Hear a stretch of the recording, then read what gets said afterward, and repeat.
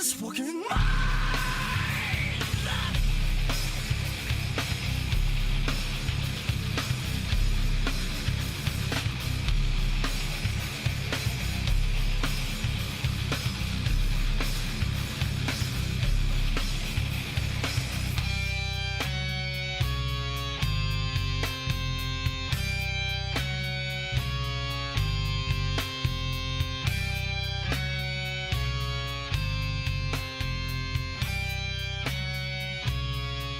Hey, everybody. It is the 14th in Korea. Sorry. My clock is just barely covered up by this side monitor thing that I have. So I could not see what day it was. But it is now the 14th. It just became the 14th. September 14th, 2023. At least a few years before my death. I hope. Welcome, Steve. Hey, everyone. Had a great day today. Also just bought some cookies. Korea has this thing called 2+1, is where you get two and you get one for free. So I really only wanted one of these, but I now have three of these. So I will be eating one before we start. Let me get one of these in my mouth. Let me just get a little bit of enjoyment for a moment. And then I'll tell you, oh, nice. Every single one of these is individually wrapped, similar to what they do in Japan. Yo, man, don't be a bench. Don't you dare be a bench. Also, I was thinking about changing the name of this broadcast. What do you think? What do you think we call it, like Polyglot Daily? How about that? Then there's like a kind of incentive to not just be Japanese. And we can try to talk about multiple languages. Just a thought. I'm curious to hear what you guys would think about it, since you guys are the people that have invested in this stream by watching it. What a great day. Oh my God. This is such a contrast from the depressing day I had a few days back. This is like an up and down. Buy one, get one free. It's not the same thing as buy one, get one free. A bog off deal, right? No, it's buy two, get one free.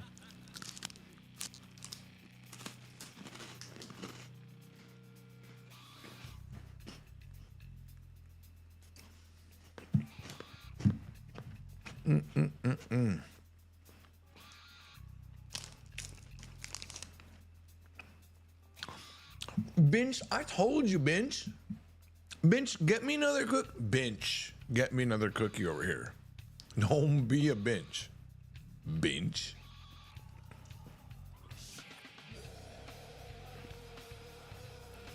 Also, you know, sorry, I was just washing down that cookie, so I had to pause what I was saying. But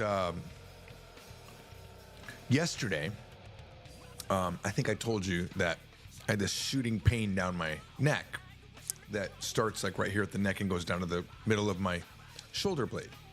Well, that made my day pretty horrible yesterday. Just like, it was just hard to do anything. And even sleeping in bed, just trying to like twist around or like flip around, it's just painful, you know?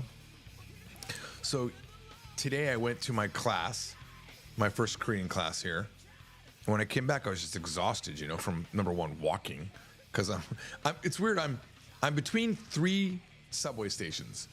I'm between the Nambu bus terminal, Kyode, which is the Seoul National University, and Socho.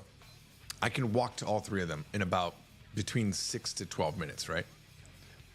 But I don't know where I was going with that, guys. It's weird that I'm in between these three places. Yes, I don't know why. Yeah, I was trying to recatch that thought, but I don't know what it was.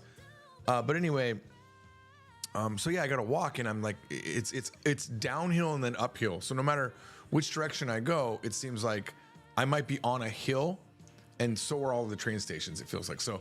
There's no like, oh, it's easy on the way there, but hard on the way back. It's like it's hard on the way there and hard on the way back because I have to go up a hill. I literally have to go uphill all ways and downhill all ways. But yeah, so I came back from class and I was just like exhausted, you know, and my, you know, my neck was hurting, and I got the little massager out and I was massaging it, and like I just couldn't get any comfort. And I was like, well, maybe I'll take my pills that I brought. Like I brought these pills from America, to like keep my the older you get, the more you're like, I gotta have pills for my body. I have like omega-3, these omega-3 pills for like fishy acids or something like that. And I have, apple vinegar pills instead of like, I actually in Vegas would be drinking the apple cinnamon, not apple cinnamon. I wish it was apple cinnamon. It's apple vinegar. It's nasty. I'm kind of used to it now. It's like a hard lemonade almost, but I have the pill for that. And then I also have magnesium. And after my nap, all the pain was gone. So I think maybe the magnesium, it's my guess it's the magnesium is something that I needed. Because in a closely related thing, I've seen this thing recently about how to cure migraine headaches. And it's just by taking salt and having enough salt in your diet. So when people get these migraines, they mix up, some salt, 2 teaspoons of salt or something like that. I'm not a doctor, so whatever, but and they drink it, and apparently it cures their migraine. I've had migraines every now and then, so I'm gonna try to remember that. But I sent it to Colton, and Colton is our CTO, and he frequently has migraines. And I said, I'm always sending him things like for migraine. Like TikTok thinks I have migraines because when I see a migraine thing, I always like send it to him as like a shared item. Anyway, he's like, nah, dude, really, I've been doing the salt thing for about 3-4 weeks, he said, and it's cured me. So apparently that works. So there's something for you. So I'm thinking the magnesium did something and got my, it also helped that I was doing this exercise, like I guess you do like this, and that seemed to have helped as well. So I don't know exactly what it was, but like I don't have any more pain, so it's kind of nice. Kyle says, I just started work and the stream just started. And then he did this. Yeah. Also, my hair's a little bit messed up because I was sleeping. I took like a 20-minute nap. I came home from a date with Gaoyong, my BFF, here in Korea. Anyway, let's talk about the day. Just a great day. I went to school I have an hour every day private class to go through Think and Grow Rich in Korean, which is 생각하라 그리고 부자가 되어라. Literally, think and then become rich.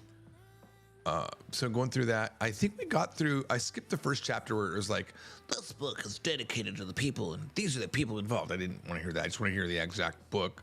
Started on chapter 2, and I think we got in like a good 3 pages. But that wasn't what was great about today for that class, because the words I learned in there were pretty good. But midway through, I started talking about my shoe problems. So the key word I learned today is 밑장, which means insole of your shoe. Because I have these Skechers that I really, really love. They're my favorite shoes to date. I got a pair in America and walked for them like every day for like a month, right? And then they kind of fell apart. And then I went over to Skechers and I was like, hey, these shoes fell apart after a month. Is that normal? They're like, no. I said, well, can I get another pair? And like, yeah, they said. So I got another pair. And they noticed that the first pair was made in China, but the second pair was made in Vietnam. And those Vietnam shoes were way better. You could tell that the materials were even better. And I've been working with those for maybe 3 months, and now they're kind of falling apart. The insole is kind of like destroyed, right? And I walk so much. I walk like, 5-6 miles a day, right? Almost 8 to 12 kilometers depending in a day. So I'm putting them to high use. So I brought them here with another set of Skechers that I bought that aren't as good.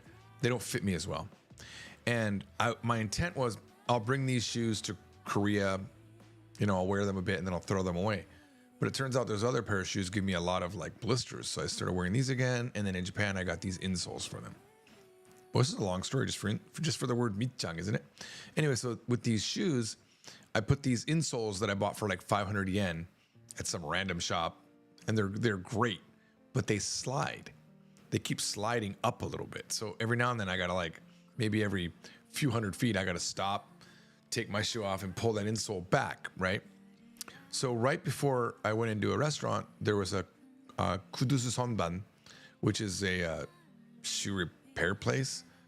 And I just walked in and I explained as best as I could. I couldn't remember a lot, but he understood because he's a shoe guy what I wanted. I said, I said, 이 부분, this portion, keeps 움직여. Oh, no, I didn't say 움직여 at first. I said 옮겨요. But 옮기다 is more like transfer, changing places. 옮겨요 is what I said. He understood what I meant. And I said, 붙일 수 있어요? Can you attach it? I couldn't remember how to say glue. I still don't know if there's a more simple word for glue. But I got it all on film. Maybe it'll be Adventures in Asia. I mean, it's pretty boring as it is. But anyway, yeah, so he's like, he glued it. And it was good for about an hour. And then they kind of started moving again, but just not as much as before until today. So I actually was talking to my teacher about that with my teacher about that. So in the middle of like reading a page on Thinking and Growing Rich, we were having a detailed discussion on how I could explain that the insole of my shoe is sliding around. 움직여 was the right word. I realized that on my own. Thank God I was happy. Oh, yeah, it's 움직이다, not 옮기다. But then this was the hard part, trying to explain that because the underside of the 밑장 is filled with like these holes. So I was trying to say like it's not a continuous surface. So I said 평탄, I think. I was trying to take the Japanese word heitan. And I know that hei becomes pyong. So 평탄, that didn't work. But basically it was, I have to look at my notes, but I'm going to remember a little bit. So it was Buddha and Buddha. So 비우다, I think. Buddha is like open, and Buddha, or is it Buddha or Buddha? I think it's Buddha. I have to look at my notes. But one is like to open a hole, and this says open holes. So anyway, I spent like a good 10 minutes of my time learning how to say that and talking about souls. But that was great. That's the type of thing I'm in there for, right? The reading is just like in between to get some things, but the final grammar near the end got me so excited, and I realized I'm just such a nerd for this type of thing. But there's a Japanese grammar that we teach. I think it's in book 4, could be book 5. It's something, right? Verb, koto ni shite imasu. Koto ni shite imasu. It means I make it a rule to do this. For example, 毎日朝7時に起きることにしています. I've made it a rule to get up. I make it a rule, I guess, to get up every morning at 7. 毎日朝7時に起きることにしています. Well, now I know how to do it in Korean. It was in the book. It's momo, that's your maru in Korean, your blank spot, right, where something goes. 모모 하기로 마음을 먹다. So you could say like 매일 아침 7시에 7시 아니고 is it 7, right? Yes, 7시. Let me go back. 매일 아침 7시에 일어나기로 마음을 먹었어요. That means I've decided, I've made it a rule that I wake up every morning at 7 in the morning in Korean.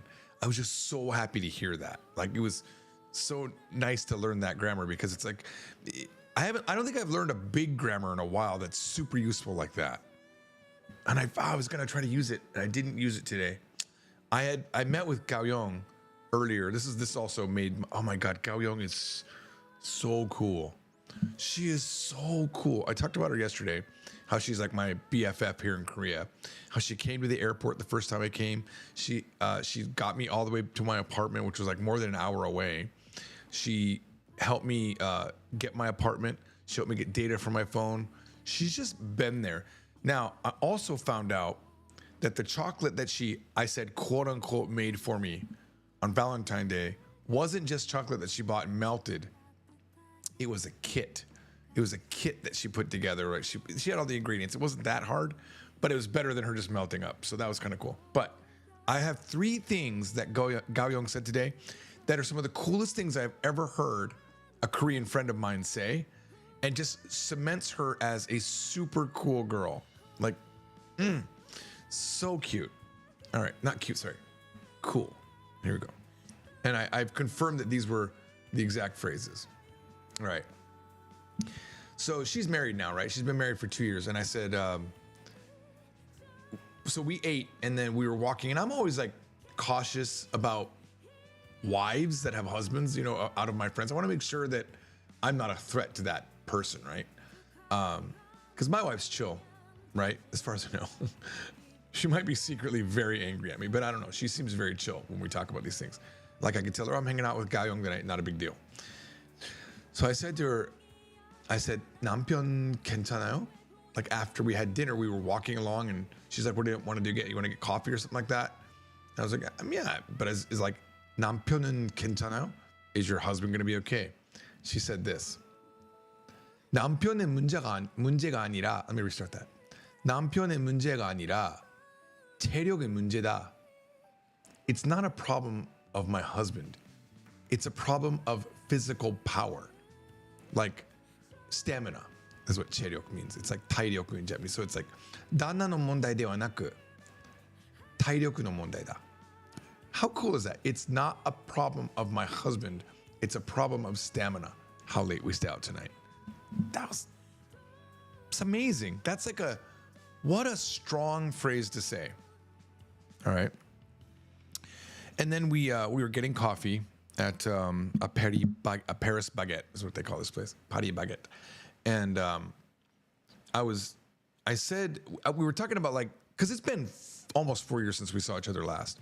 And we were talking about, we were having all the memories, because I've been seeing her for like 10 years as a friend, right? If you don't count, again, you can't count Corona because we weren't able to see each other. But I met her the very first time I came to Korea. She was my friend before Korea. Actually, she's my first actual Korean friend. So we were talking about these memories, and I said, in Japanese, I was thinking, oh, natsukashi. So in Japanese, when you have something that's really like a memory, and you express that, oh man, what a memory. It's like, oh, how nostalgic. You say, natsukashi, or like, natsukashi na. And I thought, man, does Korea have something like that? And I couldn't like immediately come up with what it was. And then I looked it up, and it's kuripta, which is a BUP regular. So you have to say kuriwo. So I was saying, yeah, it's like natsukashi. And she said this in regards to that. Such a good phrase. She said, 1년 후에는 지금은 그리울 거예요. One more time. 1년 후에는 지금은 그리울 거예요. It means a year from now, right now, will be nostalgic. That's so cool. That's such a cool way of thinking about it. Because we were talking about the book, The Power of Now, which was a really good book that I read by, what's this guy's name? So weird. Eckhart Tolle or something like that. Tolle Eckhart. Eckhart doesn't feel right. Oh my God. Hang on. Who wrote The Power of Now? Eckhart Tolle. Eckhart Tolle. This guy. All right. Anyway, that book basically teaches you, hey, the past doesn't exist. It doesn't exist. And adding on to what something said yesterday on a TikTok that I saw that was reminding me of that book, they said you can have two people sitting in the same event in the past, and they both have a very different memory of it, because our humans, take that event and make it into something based on its experiences, right? So, the past is completely this subjective thing, and to be fair, it doesn't even exist, right? I mean, of course, you could argue you could have video of it or something like that, but it really isn't a thing we can go back to, right? And it's mostly in our brain, right? Because we don't record all of our stuff, right? And the future doesn't exist either. And how often do we get predictions of the future right? We don't. There really is only now. And she kind of said that right after that. She said, and what's happening right now will also become nostalgic. After I talked about that, it's like a good combination thought.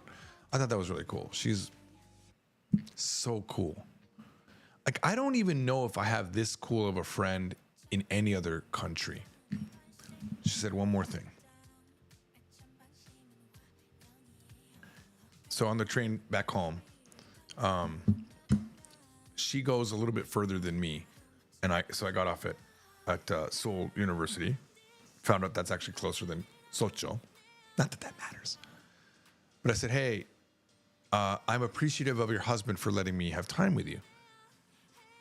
And she said, 남편의 감사가 아니고 저에게 감사. No appreciation for my husband, appreciation for me. Because she made that time to hang out with me, you know. And also, another thing that she said, I just now remembered, because I worry about these things, you know. I've been married 30 years, you know. You have a significant other. They got to be on board with what you're doing. It'll cause conflict, right? So she was talking about her husband. He's a really cool guy. He doesn't get jealous. We're talking about jealous. Doesn't he get jealous with you hanging out with me? She's like, no. He said he wanted to come meet you because he loves Japan. And I told him your wife was Japanese, and which is great. He loves Japan, so they're always going, right? They're always going to Japan. She's been to like Sapporo and Fukuoka and all those places, and he wanted to come. And I said, oh, why didn't you bring him? She said, I told him no. I said, this is my time to be with George. Like, how can you say that to your husband and him be okay with it? What a great guy, you know. But we are planning on, we're going to have a 3-date where we all hang out. So I told her I wanted to sing karaoke. I said, you should bring your husband. And she told me, this was kind of sad. She said, I have never sang karaoke with my husband. Like norebang. Norebang is huge culture in Korea, just like it is in Japan. Karaoke, it's huge culture. Norebang means sing room, but she's never sang it with her husband because of Corona. She's only been married 2 years. So likely what happens is they met, within that year they got married, and they never got to go to karaoke together. But so that'll be fun. I'm looking forward to seeing him. It'll be nice to meet a Korean man who likes Japan, because I don't think I've ever really met one of those. So that'd be nice to hear. Anyway, so I don't know, man. I love Gaoyong. I realized also I use the word love a lot. I either hate or love. There's no in the middle of, like, there's no I really like. It's like I love. I absolutely love. Now, I do have two versions of love. There's the I love you like a wife. Then there's just I just have massive like for you. And Gaoyong is one of those people that, oh my God, I don't know. I think if she said right now, hey, I need your help, I would just drop everything. I would stop the live stream and go help her out. I love her. And weirdly enough, I have more than one friend like that here in Korea. But Gaoyong got to be the top. Just such a great person. And she's so animated when we talk, and she laughs at all the right points. Like when I say a joke, like I say around I don't know how to explain it. I say a joke in a roundabout way that if you're not paying attention, you might miss it sometimes. She gets it. She's super paying attention to that. And I really appreciate that. I wish I could remember any one of these jokes, but the word jokes that I like to say, she gets. Also, with me and Gaoyong, when we first met, it was mostly English. My Korean just wasn't there. But today, it was all Korean. And I think at first I was like worried, like, oh man, am I going to be able to say everything I want to say in our discussions? But it was a really good ramp up for me. Like the class was setting the head in motion, but the conversation went really good, all in Korean. There were a few moments where she was like, and I had to restate and then change the word, and she got it. And there's another few moments where I like mixed in Japanese weirdly, like why? I don't know. Like I think I said hong at one time instead of check. But yeah, great time. I just love speaking Korean so much. All right. So anyway, now back to our proposal. I'm going to look at the chat in just a second, but what do you think about changing the name from Japanese Daily to something like Polyglot Daily, Polyglot Hour, something like that? Because it really isn't going to be just about Japanese. And I think if we call it Polyglot something, then I have a much more wider variety of things I can talk about without feeling like I'm missing the Japanese topic. Now, keep in mind, you can still, if you have questions, about anything, it could be questions about language-related things. It could be questions about friend-related things or Japanese-related things or Korean or, heaven forbid, Chinese. Maybe I can even theoretically, with my low level of Chinese, maybe I'm still higher than your level and maybe I can help you out a little bit. I don't know. But if you have a Korean question, I'll try my best. That might not be back of the bus, but I definitely have a few more years on probably most of you guys learning Korean. And I definitely have, if you've never been to Korea, I definitely have way more experience in Korea. So not that I'm a pro, but I have some information on there. Japanese, definitely. We got that. All right, let me scroll back up. Oh, good. There's not a lot to work with tonight. So let's see. Hang on. What's her name? You're a little massager.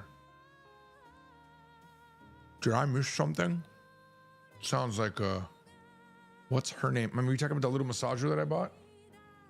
I'd have to go get it to tell you the name. Remind me tomorrow. I'll try to have it on the table. It's been super pinch, man. Clutch, I mean. It's been super clutch having it. Wait, you're not talking about Gaoyong that way. Come on now. My little massager. Kyle says, Polyglot Daily is good, but I like George Daily. Oh, that. No incentive to even stick to language talk. Kyle, you might be a genius. Welcome to George. I mean, then it's not that I'm being, what's the word? There's a word I'm looking for here. We're like, why does this guy think he can just talk about himself all day long? If we call it George Daily, then the expectation is, let's talk about what George did today. But I mean, that's kind of what it ends up being, isn't it? It's just like your daily dose of George. But I feel like that also feels like, what is it, main character syndrome? I mean, I am the main character, let's be. You guys are just NPC, right? I mean, who are you guys?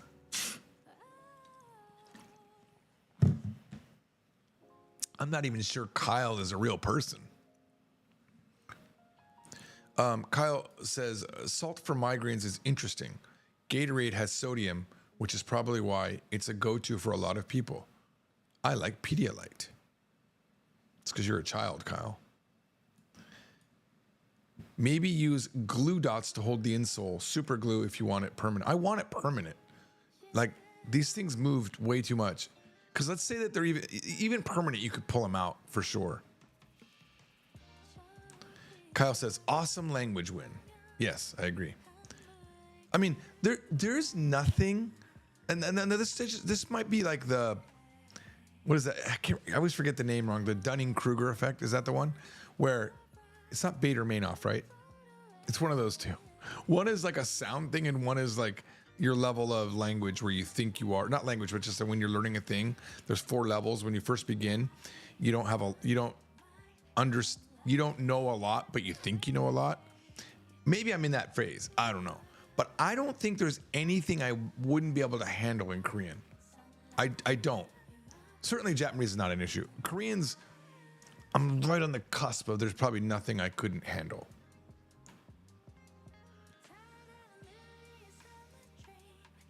What? What do you mean? Buddha is like open and Buddha is like opening holes. Oh. Okay, I see what you're saying. Yeah. Buddha. Yeah. Yeah, it's Buddha. Buddha. Yeah. Kyle says, I love hearing your excitement about Korean. No wonder you love being a Korean. Oh my God, oh my God. I can't tell you how happy it makes me. Even though like my reading is slow, I enjoy reading, and I understand what's happening mostly. When I don't know a word, we talk about it. But that grammar today about koto ni shitemasu is such a good grammar for me to know. Like I'm constantly searching for the things I always say in Korean or in Japanese. I want to say in Korean. So for example, like also today I asked about dochika to, which I say all the time. Dochika to. It's like, well, if you ask me, you know, out of the two, which one I would choose is kind of what that means. So I was like, how do you say that in Korean? And I was like, let me try to remember back to that moment. I said something like 이 두 가지 중에서 골란다면 저는 이걸 선택할게. Like I gave like a long explanation, and then I gave like 3 or 4, and she's like, "Oh, you would just say it like that." I'm like, "Really?" I have to go through this weird like, if I had to choose, I would choose like that kind of a thing, or out of the two, I would choose 이 두 개 중에서 전. But that feels too literal to me. Like 도치카 또 feels like just like a set phrase that you always say. Like, well, for me, I'd go with this. Like, but I guess that's what it is. Steve Fricky says, I don't know if it's still there, but I have seen a shoe shop in Chelsea, London called Our Souls. It always makes me smile when I think about it. There's almost an unbelievable,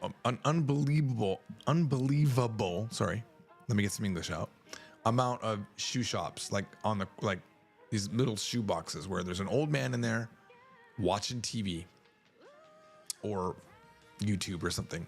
The whole time that this guy was fixing my shoe too, he was watching YouTube. He was watching something. but they're everywhere. It's like in this area.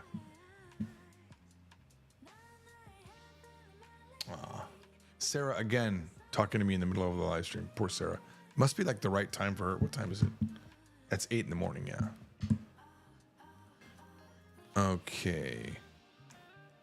Kyle says, speaking of natsukashi, can you explain when it's appropriate to use it and the difference with koishi? Completely different word. Koishi means like I'm missing you. It's a missing thing. Natsukashi is just a feeling of nostalgia. So you wouldn't think about the past and go, koishi. Koishi is just more like I miss you more of a thing. That's although to be fair, I never use koishi. I never say koishi. I say like aitai, I want to see you. But natsukashi, you say like, hey, remember that time in 5th grade where we were flicking paper at the teacher and it wet in his hair? It was 7th grade for me, but it happened. And then it stayed in his hair the whole class, remember? Oh yeah, oh my God, that's so natsukashi. What a memory. Oh my gosh, that memory. That's what you're saying.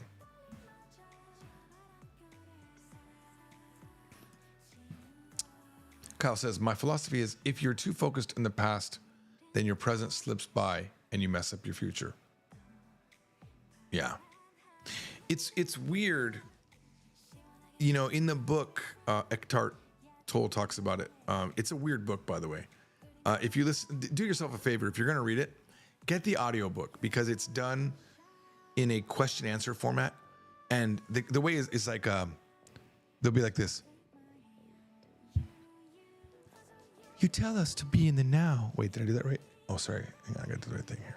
I was trying to get a voice effect. So it goes. Hang on. Oh my God, too many. Okay, so it goes like this. Wait. Hang on. Okay, it goes like this. Oh my God. I'm going to get this right. Give me a second. I got to go 2 over. No, I'm going to go back 1. Okay, back 1. Okay. It goes like this. You tell us to be in the now, but don't we have to worry about the future? The future doesn't exist. But yes, it's okay if you plan for the future. Just don't obsess over it and be sure to live in the now. It's something like that. It's a little bit weird. It's like, what am I listening to? This is the most BS stuff I've ever heard. That's what it sounds like. Hang on, I'm going to connect. I want you to actually hear it. I'm going to connect my Audible because, oh my God, it is.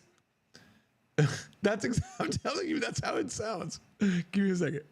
Oh my God, let me turn this on. You have to live in the now, but not forget your future. Where is my Bluetooth? 잠시만요. 잠깐만요. ちょっと待ってくださいね. 等一下. Okay, here we go.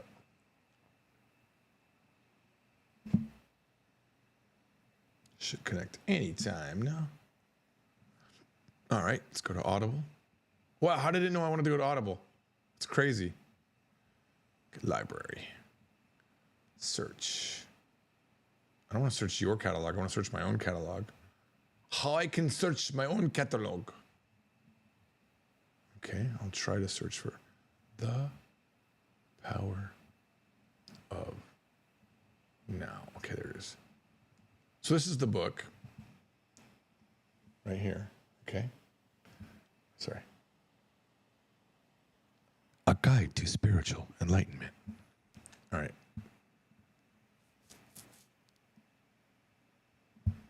Okay, it hasn't downloaded on this phone, so we'll start the download. This is Audible. The Power of Now. The Guide Power to Spiritual Enlightenment. of Now. By Eckhart Tolle. Eckhart Tolle. Okay. Published by Nama. Of the Power of Now in Canada. And I'm sitting here with Eckhart Tolle, spiritual teacher and the author. Hi. Hi, guys. My name is Eckhart Tolle. I'm a spiritual teacher. I'm going to teach you about the spiritual realm to help you with your physical issues in your current life. Hi. Of the Power of Now. But when I do it, I'm going to make sure that I sound really cool. This is Eckhart Tolle, and I am going to help you figure out what is wrong with your life. And what is wrong is that you're not spiritual enough. Your spirit requires nourishment, and that nourishment should be Korean 17 tea, because it has 17 tea leaves, not the 16 in Japan. The 16 in Japan, the 16 tea, we didn't copy that. We have one more tea, and therefore we are more spiritual. Next to me also is Mark Allen, our American publisher, who is responsible for the release of this audio version of the book.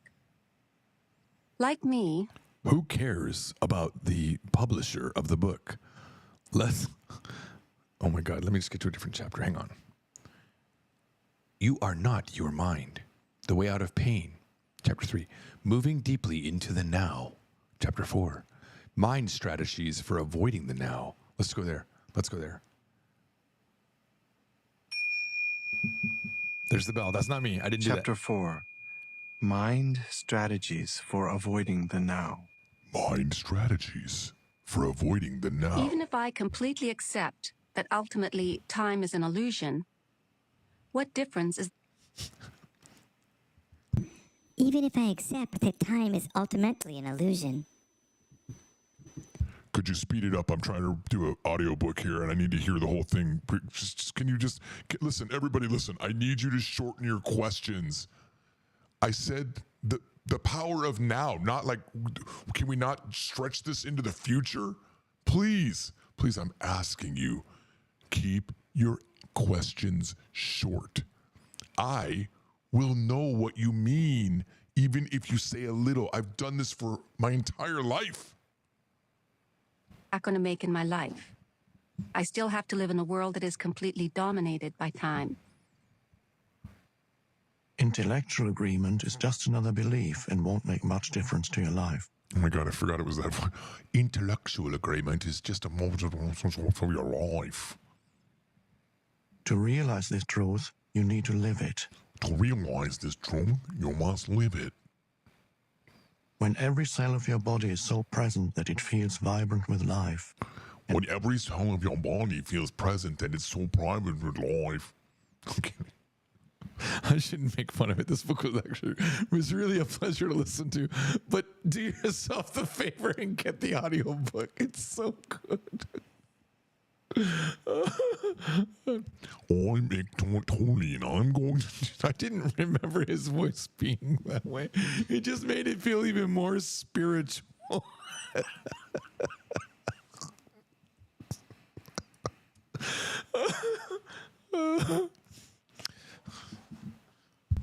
Seriously, people, I need you to keep your voice quiet so that my voice can still be heard over the chatter. Okay, sorry. Whew. Daily dose of discussions, says Bradley Civilian for a name change. DDD. I feel like that's low-lying fruit name. I don't know why. Kyle says, mixing Japanese in with your Korean reminds me of Spanglish. I think Spanish speakers do it when they're more comfortable expressing themselves in Spanish. No, you know what I noticed? When I speak about Japan, that's when it gets bad. Like if I'm talking Korean, but the topic is Japan, my brain is like, oh, Japan. Okay. Everyone go to the Japan area of the brain. Go to the Japan area and we'll figure it out. All of a sudden I'm saying Japanese words inside my Korean.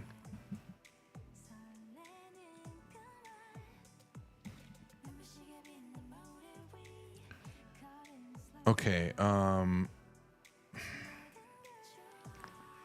just having to wade through everyone talking to each other, so I got to find the stuff that we're talking to me here.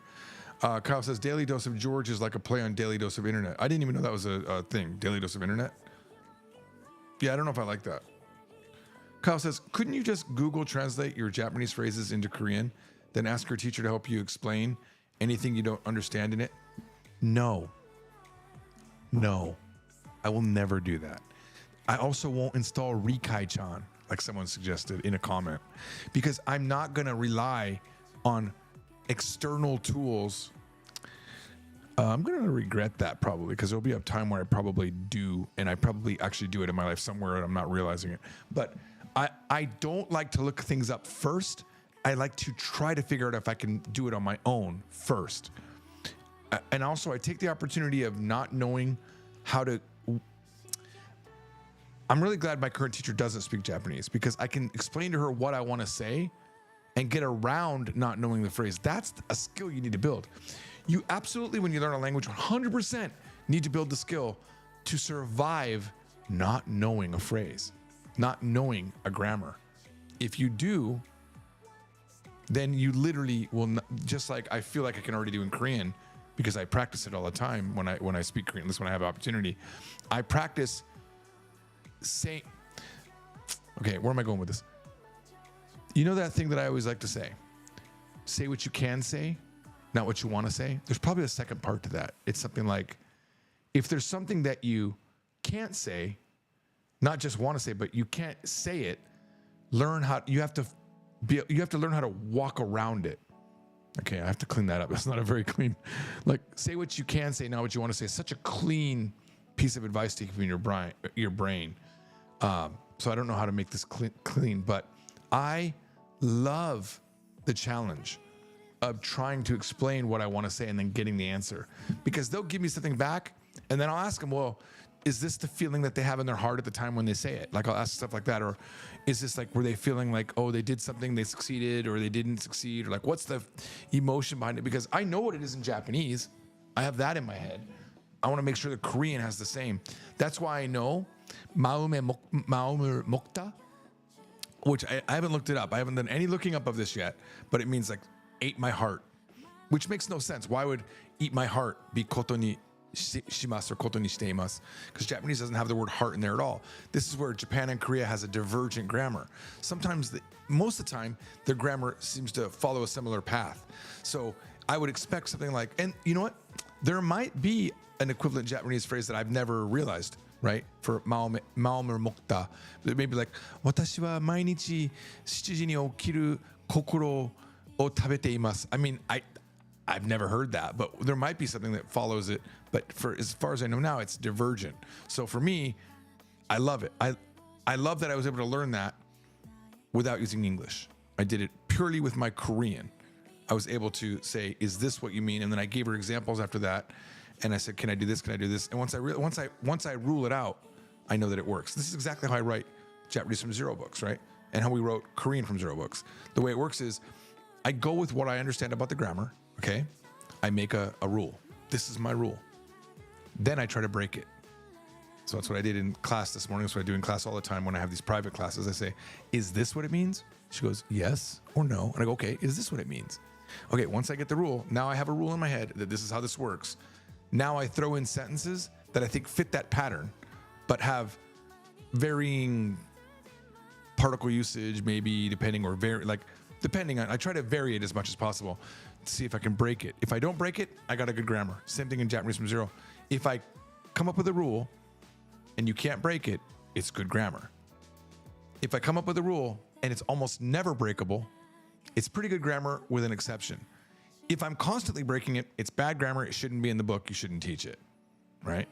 There's probably something else you're missing, or it needs to be split into two types. I don't like to teach narrow grammar. I like to teach wide grammar.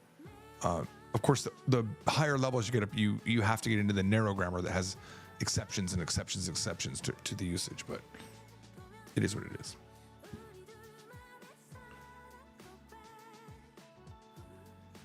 Hichio Okami says, Daily Dose of George sounds like a live stream all about him. Yeah, I agree. Yeah. Is that really what we want? I think calling it Polyglot Daily will bring in an interesting group of people. Although there used to be this guy that was in the live stream that he kept posting French or something like that, or German, I don't remember what it was.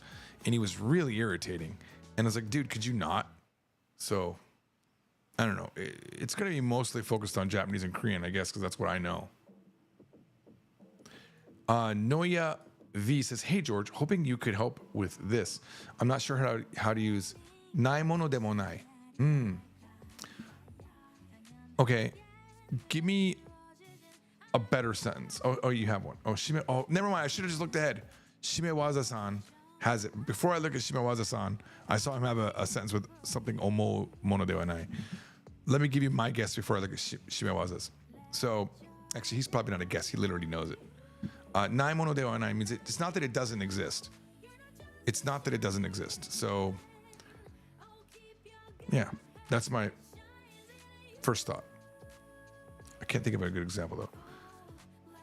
So he says, here's Shimewaza's example. 新しい iPhone はすごく高いけど the new iPhone is very expensive. 買えないものでもない but it's not something I can't buy. It's not out of my reach. All right.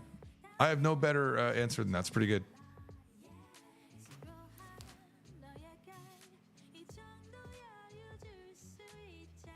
Oh, and then of course the conversation. I was like, what? Kyle says, it's the first iPhone I've considered buying in a while. The 3D stuff is awesome. Love that they're going for carbon neutral. That matters to you? I think that I've never thought, wait a minute. Are you telling me this thing is carbon neutral? Holy wow. Wow. How did I live without a carbon neutral iPhone to date? I never thought that was. Chelsea versus, hey George, what happened to the live advice video you made a while back? I used to watch it all the time. You mean life advice? I wanted to rewatch it for old time's sakes. It's inspiring, but I can't find it. Can you give me more information? I probably just accidentally have it privated.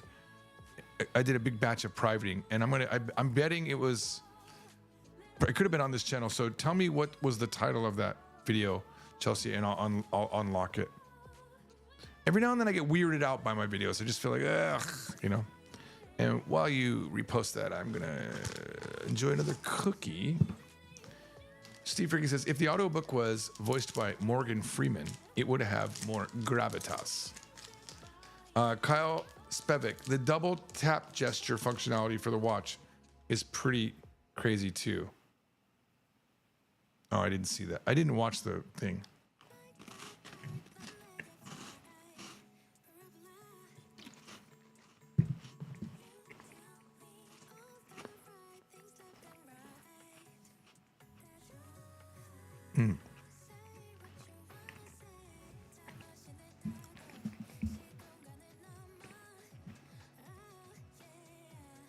Melanie says, it's kind of, by the way, this is partially, it's not mukbang, it's mukbang. We're going to be doing mukbang with these cookies. You have to find a way to describe a word you don't know. Instead of, I don't know the word for fork, and get stuck saying, what's the pointy thing for eating food? And people will go, you mean fork? Yes, that is a very good explanation, but you've inspired me to think about it this way. It's actually more difficult to not know how to say what you want to say, but still get your point across. That's where the true creativity comes in a language. Are you good enough to where when you don't know how to explain, when you don't have the direct access to a phrase, you can still get your point across? That's when you're really good. That's when I believe, that's when you're fluent. You are fluent when you're having a conversation and you don't know how to say fork, you can say, what's that pointy thing that you eat with? Or, okay, there's a spoon and there's a knife and there's chopsticks and there's one more thing that we eat with. Bradley says, do you have an analogy for language as a whole? I tend to think of it as a brick house. Let me think about this. I don't know exactly what your question means. Okay, let me continue reading what you wrote though further down. Each house represents a specific language. The house stands for even some bricks or concepts are missing unless you don't have a foundation. Ooh, linguistics. So bricks are concepts, foundation is linguistics. Any more after that? No.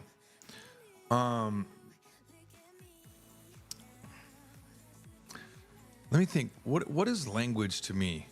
Well, I can tell you without much thought that I know that language as a whole is in one part of my brain. But within that part of my brain, language is split up into different areas but certain, of course, it's very complicated. It's actually not one distinct area. It's like one distinct strands. There's millions, maybe billions of strands. This neural network for Japanese, for example, extends throughout my entire language cortex, if that's a thing, right? Along with English, which is like all of my brain. And then you've got this one area where just Japanese is just dominating. And then there's this ball in the corner with tendrils sticking everywhere, overlapping with Japanese because of the grammar concepts are similar. And then you've got Chinese in a smaller spot, also reaching its tentacles into Japanese and Korean. And then somewhere you've got this dusty ball of German and French that are like alone in the corner crying because they literally have not seen the light of day for years. Their skin is white. Their nails have fallen off. Their tendrils are just like shrunken up. Je ne sais pas. They have nothing. Okay.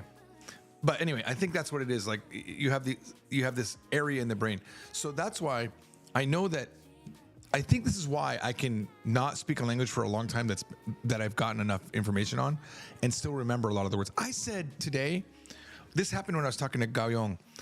I have not for sure said this word in 4 years. And I don't remember what we were talking about, but I said it's rare. And I just said, it's rare, dumuro. And then I was like, oh, was that right? It's like, dumuro maja? She's like, 맞아요.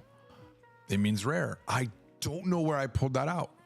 It's nothing like Japanese. It's a purely Korean word, so I didn't use any of my Japanese.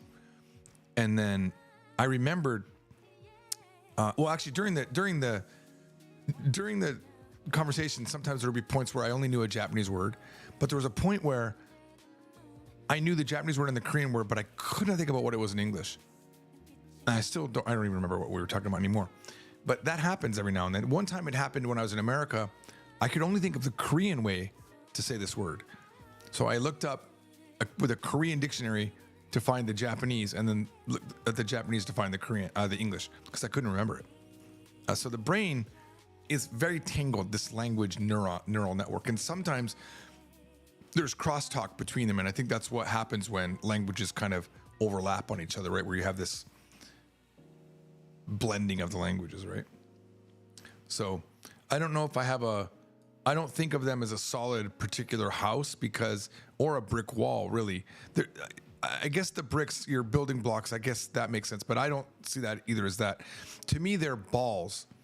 And I've talked about balls of fluency where you have these equations that are built within your neural network for certain things that you just can say without thinking. And I like to compare it to riding a bicycle. When you first learn to ride a bicycle, if you've done that, I assume you have. Do you remember when you first were riding, your hand was doing this the whole time? It was like trying to, So it's trying to like maintain balance. So the whole time your hands are just like very like left, right, and the front wheel is just moving all over the place. But over time, your brain slows that down and only makes an adjustment as required. And eventually your body knows how the bicycle runs and your hand doesn't even have to be. You're like eating onigiri, you're like, and you're not even you're barely touching the handle, even if at all. And your body can even compensate for like a convenience store bag hung off of one side, creating a different weight distribution because you have 2+1 in your handlebars. Okay.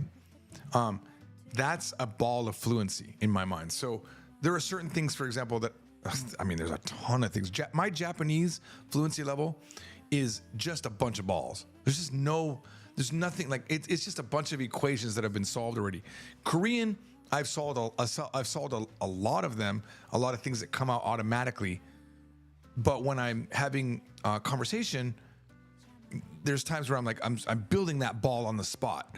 I'm doing this with my Korean. So my Korean still has these moments. But today I could feel it. I could feel my Korean ramping up. Whereas like I started out like this and she's only speaking Korean. And to be fair, I was like, is she going to be speaking English to me? That was what we used to speak all the time. It's been 3 years since we met last time. But I remember the last time we also spoke all Korean. But I was like, is that going to happen again? My brain was just trying to figure out what's going to happen, but it was all Korean. So now my brain, I think that's the thing too. The brain was like, oh, all Korean? pull those neural networks in. Tighten up, throw blood to the throw blood to the neural networks, you know? So my Korean started out like this. And then eventually I got to that point where I'm like, dumuro. It's rare, you know? And where I'm just speaking from the equations and only stopping at certain spots where I'm unsure to make sure I got the right, like if I'm saying a word that I haven't said in a long time. So so that's what it is, like, you know, and when you're learning Japanese, you don't get fluent. Fluency is not an achievement that you make all at once. It's little by little you're building your balls of fluency, your blocks. I'll go with your brick analogy, right? You're building blocks of fluency, or, you know. So for example, you get good at jiko shokai, right? You get good at your self-introduction. You're like, hajimemashite, George to moshimasu. Yoroshiku onegaishimasu. アメリカ人です。そうですね。日本に9年間いました。Whatever you say, you don't think about it, right? And then later on, maybe you get good at talking about the insoles of your shoes, right? You get talking about things that are weird, and maybe that's not. And now sometimes, like, take that insoles thing, right? That itself wouldn't be a ball of fluency. That would be, really? They're calling again? Hang on. Can I help you? Hello?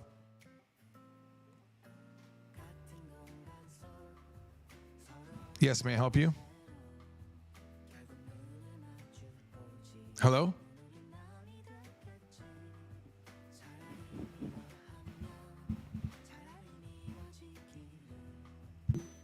Hello? I can't hear you if you're talking. Hello, who's this? You talking to my wife? I mean, it's obviously an Indian scammer. I could tell by the. There's a thing that my phone company does. Every time you answer the phone from, that was a Reno number, so there's no way it was legit. Nobody I know lives in Reno. My daughter used to live in Reno, but she's not there now.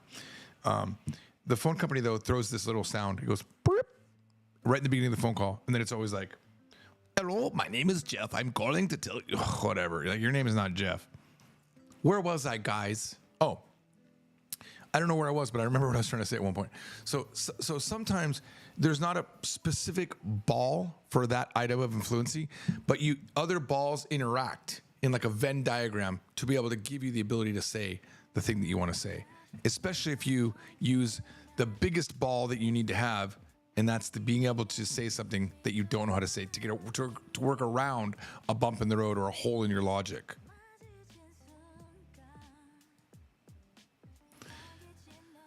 Kyle says, at Melanie, I wasn't recommending relying on Google Translate, just fast-tracking learning common phrases he'd use. My Japanese wasn't amazing either time I went to Japan, so I got great at charades. Yeah, relying, what that does, if I make it a rule, right, to look up Google Translate, or I get too reliant on a tool, it tells my brain, relax. You don't need to worry about this. I have an outside source. I think a lot of people fail there, and they don't realize that. You know, they don't realize that it's just because they haven't. Look what I do. You know what I do?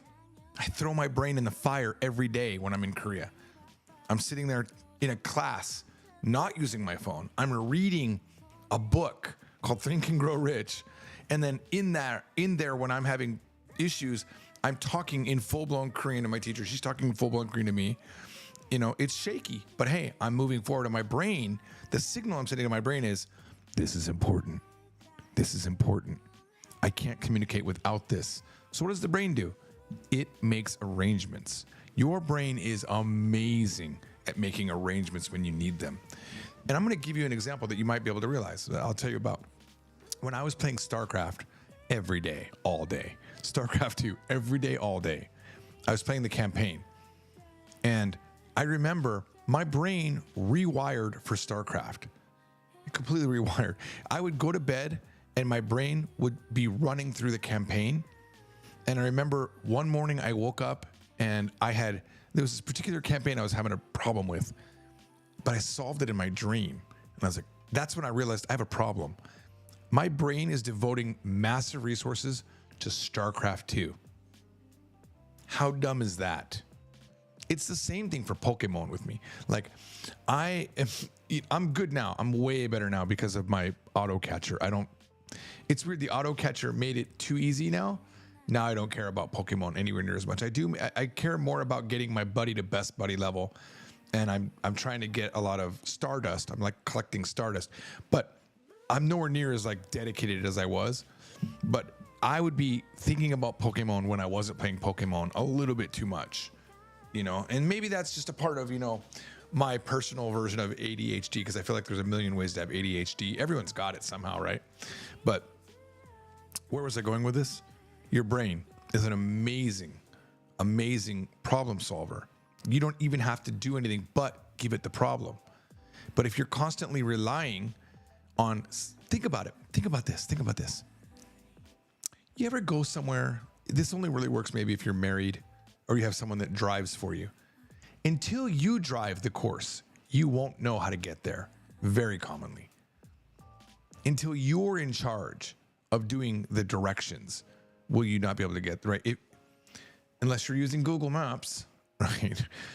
But normally you won't even remember the road sometimes until you're the one that has to drive it. When you're in charge. So put your brain in charge.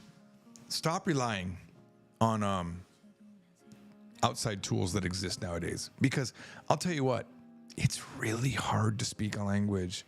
It really is. You guys know this. All of you that are studying, you know how hard it is to put sentences together. And it's also a skill to not put a sentence together. It's a skill to put paragraphs together and have a random input from the person that you're talking to back that you can respond to. Listening is an extremely hard skill when your brain's going a mile a minute trying to figure out what it wants to say.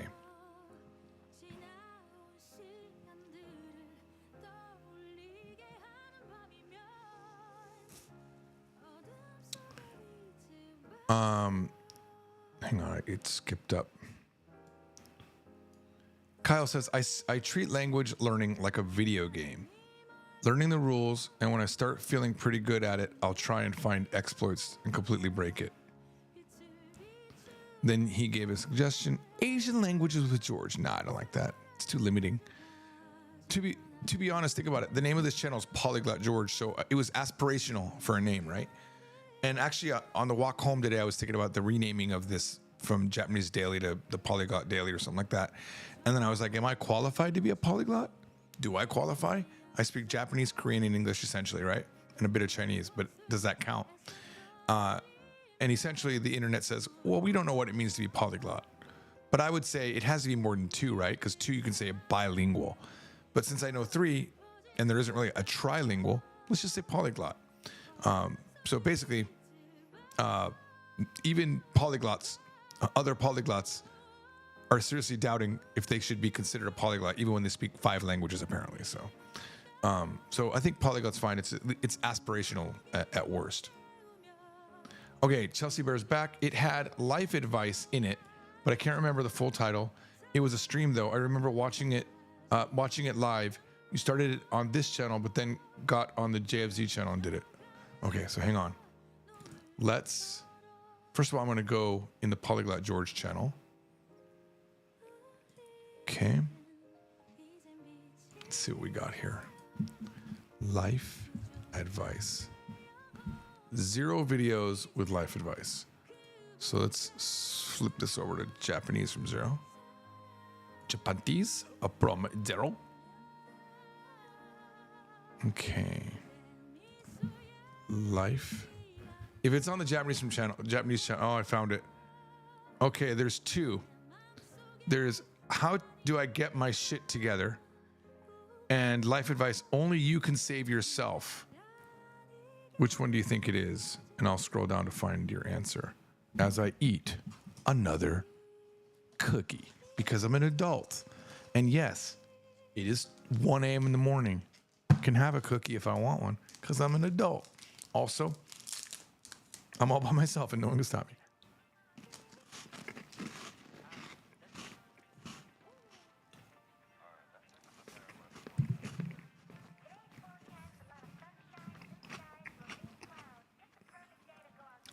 Okay, the second one. Let's watch a little bit of it.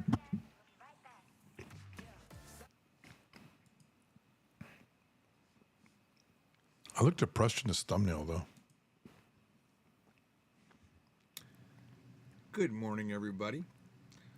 It is Saturday, September 1st, and I woke up just a few moments ago, so I'm wearing my hat, but I was inspired to make this video that I'm getting ready to make right now. I want to talk to generally the younger people in the audience, and normally I would do a video like this on Polyglot George, and I actually started doing this video on Polyglot George by mistake. So I just spent the last 5 minutes laying out what I was going to talk about, and then I realized I'm not even on the right channel. So now here we are. This is not something that I normally start out planning to do. Normally what happens is I'll do a live stream and then I get into life advice, but I want to start right now today with life advice. And if you are already successful in life, if you already have things going on, then you don't have to watch this. This is for people that are young or older and have not achieved what they wanted to achieve. And I'm not selling anything. I'm not trying to get you to buy my books. I don't have a system you can click down in the link to get to. This is going to be hardcore advice from me. And I feel qualified because I am successful and I come from a background of not being successful. Okay? And I come from, even in 2012, being on the verge of collapse and yet pulling back out into that. So what I want to do here is talk to you guys about saving yourself. Okay? I'm just going to jump right into it. My friend, I won't say her name. I have a friend that I recently reconnected with. I say friend, but I really don't know her at all. At one point, when I was 10 years old, my father was dating a lady, and I think it was right after his divorce, his second divorce. So I don't think we really had anywhere to go. So he was... I was trying to remember who I'm talking about. And what's crazy is there's 3 people that came up. The last one was like, oh, that one. The other 2, yeah, I was like, wait a minute. But it was, oh God, yeah, this lady. Here we go. Let's keep going. Shacking up, I guess would be the right term. But we lived in their house, in his girlfriend's house. And this woman had a daughter who I only recently found out was actually an adopted daughter. It's very complicated. But I recently, I guess that lady died, and the daughter contacted me randomly to let me know that she died. She didn't die until about a year. It seems like it was like a year ago, but she was just now telling me. And it turns out this person, who is only 1 year younger than me, has really, really messed up. Just has nothing. And I've learned things about being utterly poor that I didn't even know by just talking to her. And I just got into this massive father mode talking to a 45-year-old woman, and I realized she never had this advice growing up. So to her, it's very foreign. And then I thought, I talked to all these young, you guys are all, like, a lot of you guys are young. The ones especially in the Discord. I know in our Discord chat, which by the way, we do have one. I'm going to post it right here. Like, I'm not saying come to the Discord chat and talk to me about life. I'm just saying we have a Discord chat. I'm going to go ahead and post it in the stream. Just so you have it. It's learnfz.com. Yeah, I'll make it viewable right now, actually. So you can get in there. Here's the thing. I was talking to her and she said, "Can I get your phone number? Because I'm running out of time on my internet." And I had never heard that before. How do you have time on the internet? I remember back in the day, I would ask people, like, I'm talking like 15 or 18 years ago, people would call the company with a customer service issue or a question about the Japanese classes we were taking, and I would say, do you have access to the internet? It was a question you had to ask, but now no one ever in America would ask that. You say, just go here online and do it. There is no option anymore to not have that.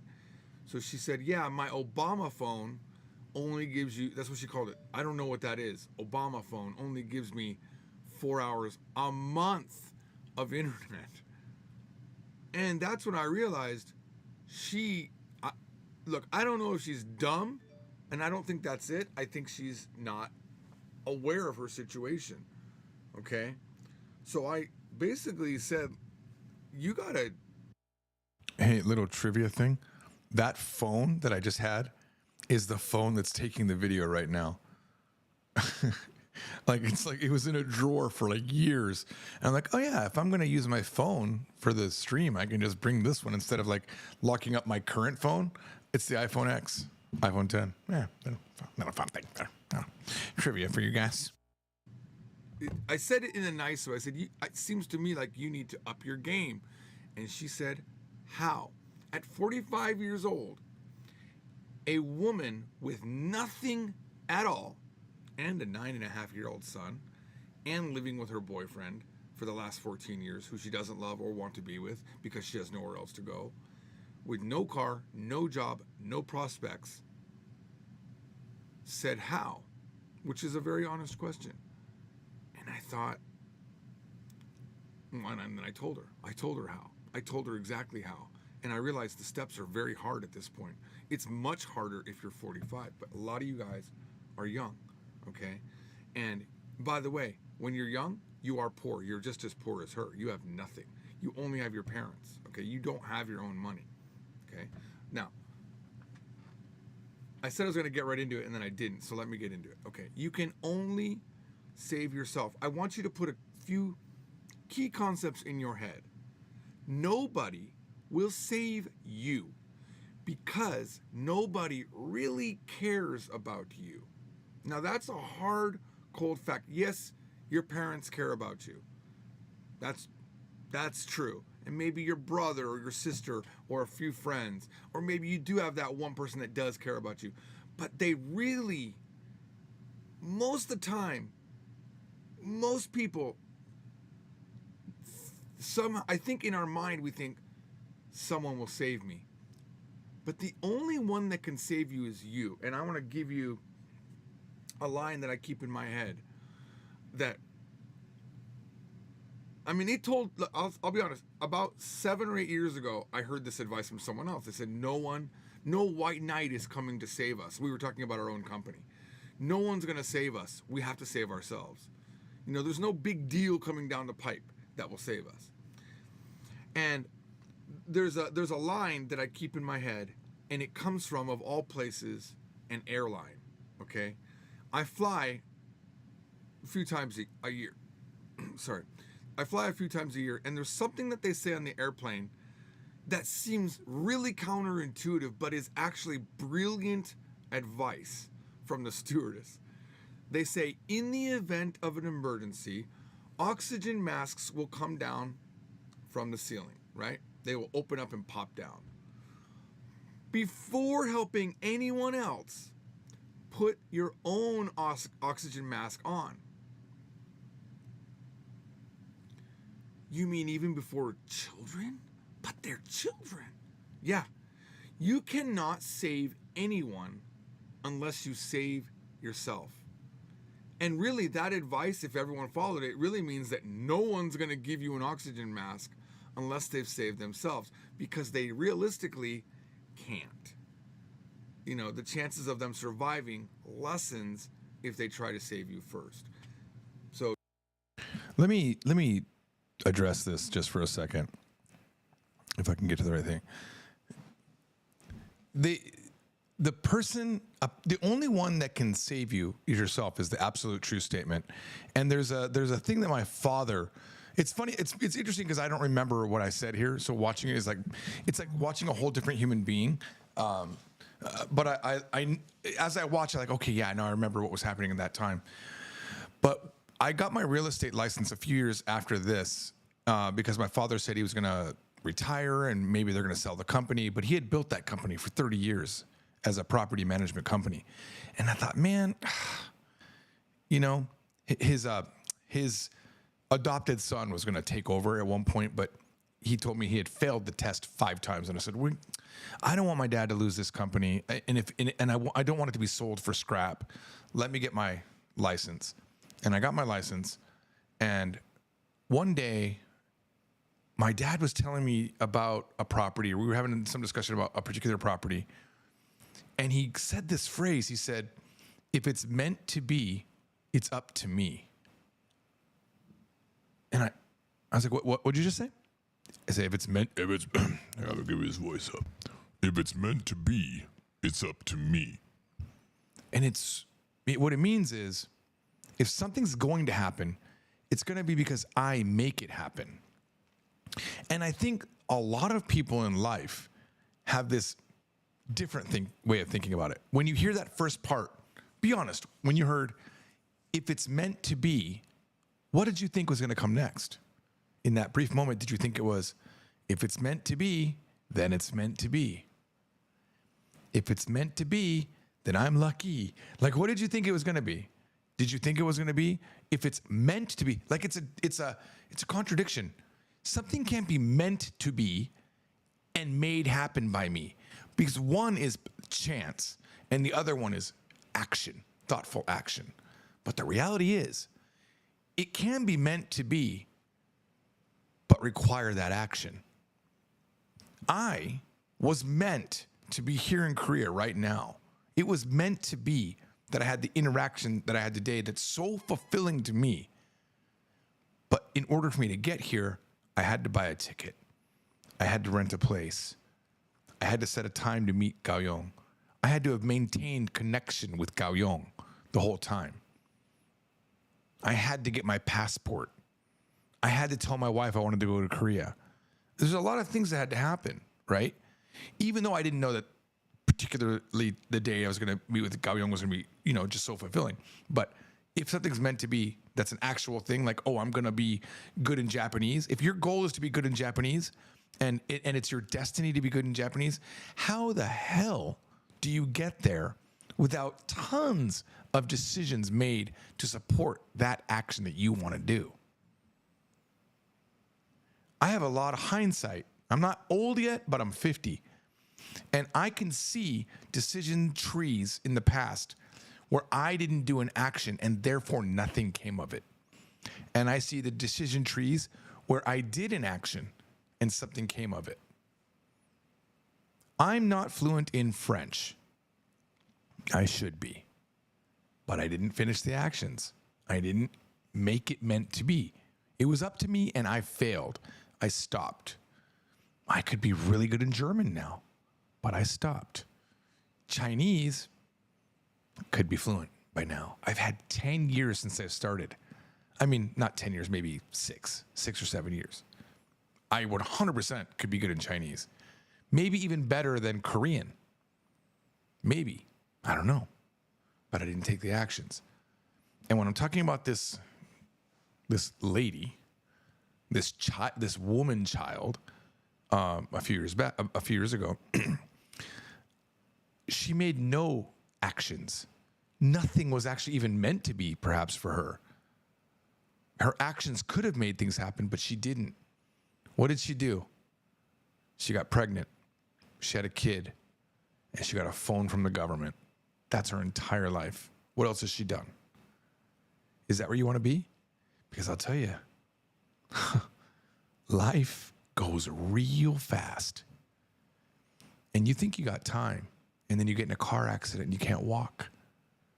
Or a disease pops up and you're out of time. My father's 5th wife, a beautiful lady, just died of cancer. I think she was 50 something. I don't know. She was 56 maybe. She was 3 years younger than my wife. That's why I know. My dad likes to marry them young. But she was a beautiful, talented woman that really, really was a good businesswoman. And she had a couple years to repair. And she really did a good job of preparing. But I don't think she died with regrets. That woman did a lot in her lifetime. She didn't expect to die, and now she's gone. What if you found out tomorrow? I have a friend right now, that I met recently, not Kyle Young, but another friend, who has something here, like a shadow on their neck. And you can see how it's worrying them. It's really worrying them, what it is. So they went to the doctor on Monday to get results, and they didn't have the results. Now they won't know until the 25th. And it's weighing on her for sure, right? She's my age. And she's like, oh no. She's okay with dying. We had that discussion. But I don't think anyone wants to die when there's still so many things you want to do. If I say to you, what do you want to do? If it's your last year, what are you going to do? And you say different things than what you're doing now, you messed up. I think you messed up. I really do. I think you need to reevaluate if that's the case. Because there is really only now. Going back to that, me making fun of the power of now, but there really is only now, you know? I have another friend. I'm telling you, man, this stuff hits quick. I have another friend, a doctor friend. And, you know, I've talked about this before, so you might even remember this, some of you that watched. But, you know, he's in the hospital now, and he's been there for like 150 days. And he's had all the money he needs until the rest of his life. He's had that for years. And me and my wife, who know them mutually, and very rarely for a Japanese person, my wife agreed with me and even said it to his face, you should quit your job as a doctor. Why are you doing this? And he didn't. And he hated it. He said all the time how much he hated it, but he did it out of obligation. Why? He's got easily millions of dollars in the bank. He owns millions of dollars worth of property. He's got Ferraris. He's got it made as a human being, but he still works because the other doctors expect it of him. It's like, just quit. Enjoy your life. He didn't. Then he had a kidney issue or something, and he had to get a transplant. That prevented him from traveling. Then Corona hit, prevented him from traveling, even with his kidney thing. And now he's got type 1 diabetes, which he's had all of his life, is now finally cropping its dirty head. And now he's still in the hospital now for these 150 days as Japan slowly cuts off his leg, little by little, seeing what they can save, not his leg, but his foot. And he is massively regretting not quitting. And I can't even say, like, it's so painful for me to hear. It's so painful for me to hear his words, to read his words, that I can't even say I told you so. You know, like I want to, but I was like, I fucking told you. I fucking told you. I fucking yelled at you to not do that. For fucking years, every time you visited America, I said, how much money do you have? Why don't you quit? And he said it was complicated. And I said, yeah, but fucking quit. And he did it. And I guess the thing that hurts the most is he probably remembers those words. And he knows I was right. He knows Yukari, my wife, was right. We got to be their best friends at this point. We've known each other for 20 years. And he's sitting there with all this regret. And do you want to be there? I don't even know. Some of you guys are older than me. But do you want to be there? I don't. I don't at all. And when I started seeing those just desperation messages from him, thinking that his wife would leave him because he's sick now. Just crazy things that are just not true. That would never happen. His wife wouldn't leave him. She loves him to death. But he's lost all confidence. This strong man, this samurai of a man that I know has lost it all because he's sick. And look, I have been sick myself in the last couple of years. I had like a hip thing at one point where I was like, chop this leg off. It's so much painful. It's so painful that I don't want to do anything. You can get knocked out real quick. So what are you doing to have a fulfilling life? What are you doing? What is it? Because I don't want to end up like my friend. I told my wife straight up, I said, let's not be them. We're going to Europe next year. I have no plans beyond. I'm going to Europe in March. That's what I've said. March. No plans. Where we're going to go, don't know. Netherlands, for sure, because I got a friend there. London, I'd like to see Melanie. Maybe I got to go to Germany for that. She might move. But I want to see Melanie. I want to meet her son, Mateo. These are things that I care about. Okay? Now, I know you've got situations. Everybody does. And some of you have it real hard right now. I know it's hard. But if it's meant to be, it's up to me. It's up to you. If you are in a situation where you don't have enough money to survive, you have to fix that. No one else can. The government is going to be not willing to save you. They're going to try to do everything they can not to save you. I have a little bit of specific information on this recently, talking to one of my friends. And that friend has to fight to get any benefits. And you'd have to fight too. Is that what you want to be doing? No. Do something. Save yourself. Put that oxygen mask on. It's not easy, man. It's downright impossible, I think, to really do well in life. I think strokes of luck, accidentally good decisions really scatter my history, but also a lot of effort, a lot of me doing things. I even said it here, however many years ago this video was. This is probably 5-6 years ago. I don't know when it was. Let me look. 5 years ago. Let me tell you what I did in the last 5 years. Let me tell you the efforts I made in the last 5 years. Okay? I'm not bragging. I'm just saying what happened. Number one, when I made this video, I had already met my friend Yuki, and I had a bet with Yuki. Not a bet. It was like a friendly, like, hey, let's see what we can do in 5 years, because she was full of ambition, and so was I. Now, I have easily tripled my net worth in 3 years through decisions that I made. Were they risky? Of course. I had Bitcoin. I put a lot of money in stocks at the beginning of COVID. And with those wins, I bought other houses, right? And then they just randomly, I bought them at the right time and they all went up, the other houses. Right? So I'm sitting here with the result of my choices. I'm aware of those choices. At the time, were they the right choice? I don't know. But the other advice I would like to give you is this. Do you agree that if you don't throw a dart, you can never hit a bullseye?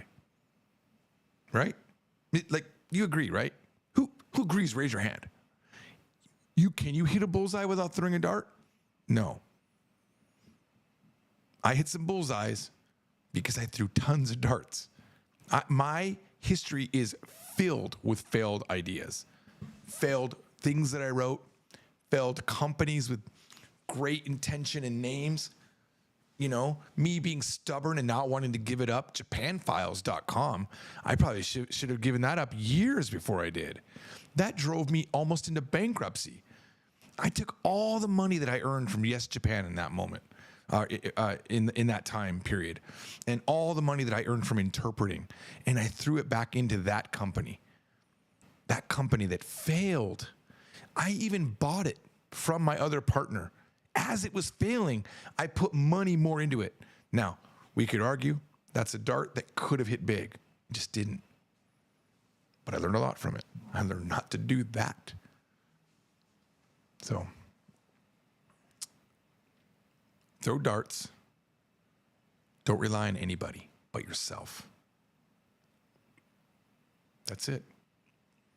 And if you can avoid it, don't get a partner. Because partners can suck.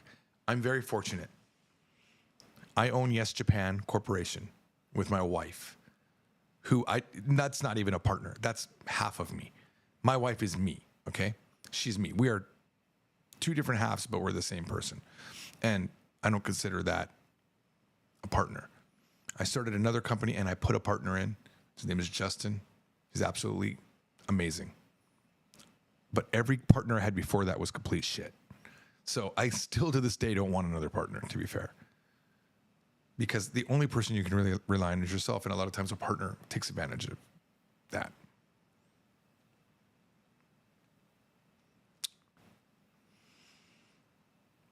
Yeah, it comes fast. I'm just thinking like, I got maybe a good 20 years, maybe. But, you know, there's heart conditions in my family. So a heart attack or a stroke or something could knock me out and I won't be live streaming. There'll be a time where I won't feel comfortable live streaming because my face will half droop. It's not a question of if, because it's going to happen. There is going to be something that knocks me out. And I want to make sure before that time that I'm not living with regrets. My whole day, for me, not my whole day, a lot of what I do is to make sure I don't have a future regret. Let me just try it. And there's a lot of those small things throughout the day. Well, I got to say this now in the conversation or I won't be able to say it. Maybe I'll regret not saying it, you know? I told Gao Young today how important her friendship is to me. It's a weird thing. It's just to blurt that out. I was like, I just want you to know how important you are. This is what I said to her. I said, if you weren't here, I probably wouldn't come to Korea. I said, I come to Korea not to go to Gyeongbok Palace. I come to Korea to see you, even if it's 1 or 2 times. That's why I'm here. I don't travel for tourism. I travel to learn the language and to meet people, and you're one of the people that I care about. You're 50% of my Korea, is what I told her. And I just felt like I wanted to tell her that, even if it was creepy, even if it came off that way. I knew it wouldn't because Gaoyong's chill. She was like, she liked that I said that. I'm happy that she was happy to hear that. Because I think she values me as a friend too, because we have good discussions. But if I didn't say that, I would really regret it. And I don't want to have that future regret. So I said it. And also, look, when you throw that dart, whatever dart you throw, accept the consequences and move on. When it doesn't work, just move on. You'll be okay. Just throw another dart. Don't stop throwing darts when one dart doesn't work. There's a example I used to always give when I had the live classes. I would say, when you speak Japanese, you're going to mess up. You're going to fail. You're going to say a sentence that you think is good and it's not going to be good. You got to get back up, right? You got to do that nana korobi yaoki, right? That fall down 7 times, get up 8, right? But it's more, I like that saying. It's a very good saying, but I want you to envision giving up after a mistake in this way. When a baby walks, and I used to do this in the classroom. I'd get on the ground, I'd be crawling, and I get up, put my hand on the table, I stand up, and I'm victorious, and then I walk a little bit, and I fall, and I never walk again. That's the end of my walking. Fuck it. I failed. I'm done. No more walking. That never happens. I don't think in the history of human history, has there ever been a baby that fell down even 100 times and didn't get back up and keep walking and learn to eventually walk? I know there's people with handicaps. That's not what I mean. I'm just talking about your general average person, right? So don't be that baby. Be that baby. Be a baby is what I'm saying. Be a baby and go, and no one understands you, and eventually you can speak. Eventually you can walk, all right? Keep throwing darts. I have unlocked that video, and I will share it. I don't know what else I say, but I don't feel like we need to watch it here. Boom. Let me read some of the comments.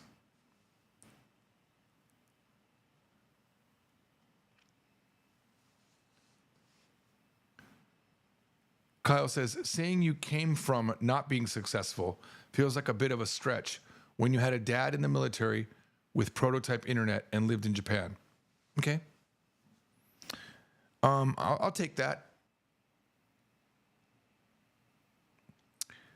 I had a single father and no mother growing up. And look, I'll finish that statement in a second. Everybody has a situation. Everybody. No one is special with the shit that goes on in life. And your life might objectively have been worse than mine. Granted, I'm super lucky to have gone to Japan. Okay? But there's also mental stuff that hits people in a different way, right? Some people can have huge tragedies and walk away from it, and others can have huge tragedies, and that's the end of everything for them. Now, I don't remember my real mother. I don't. I'm sure there's definitely psychological damage from that era that I can only attribute to that era, but I don't have memories of her. I do have a second mother that was my dad's second wife, who I thought was my mother, I guess, while I was growing up, because I was like maybe 4 or 3 when he married her. And I had a sister named Kim. And then there was a divorce when I was, I think, 6, 7, 8. I don't remember anymore. But here's what I do remember. I remember she came over to get something at the house. My mother, that I thought was my mother. And I remember being tiny enough to look up at her and ask for a hug. And she said, "No, you remind me of your father." That is super painful. And that messed me up. That rejection from a mother really messed me up. And then, oh my God, I'm skipping a lot. We moved to Japan. I didn't want to go to Japan at first. I told my dad I didn't want to go, but I went. I guess I was trying to come up with reasons why I was poor, but I don't have them. I mean, we didn't have a lot of money. My dad, that was a good job for my father, for sure. Yeah. Yeah, maybe that was a disingenuous thing. I don't know. I mean, maybe I'm blessed and I don't realize it. Right? I don't know. But I don't know how to respond to that, Kyle. Even my daughters, who have a way better life than I did growing up, they never had to deal with divorce. They also struggle sometimes. And they struggle horribly, like it's the worst thing ever. My oldest daughter struggles with her father, me. I'm apparently not a great guy, right? Well, I've already said that. I've already admitted that I'm not a great guy. But, she's had her daddy issues, right? And she's basically living rich compared to, well, she's not living rich. She's definitely poor. Okay. But her parents have money, right? She doesn't have a college loan that she has to pay back. She went to college for free. The youngest one goes to college for free as well. I'm doing very well now. But I remember not having money. I remember when we just got married, we had bought some stocks, okay? But then we had to sell them right away because we just couldn't afford rent. We couldn't afford rent. And just every month was just struggling to make sure I had enough money for rent. Wasn't a good money manager. And I think probably what I'm referring to here is in 2012, I hadn't paid myself for 4 months. I paid employees, but not myself, for 4 months. I remember that was super hard. I hadn't paid my car, and they kept calling me, my van. They're like, "We need you to pay." I was like, "Oh, give me another month. Give me another month." And I was this close to just really having to do bankruptcy. It was the worst time in my life. And that was the one time where I thought, maybe I shouldn't be here anymore. Maybe my existence is done here. I had a brief moment where that felt like a good option. It's never the right option. Because if you get to that low level, it's super powerful. If you have the ability to say, "I'm done with everything," it means you can do anything. And hopefully you do it a good thing, right?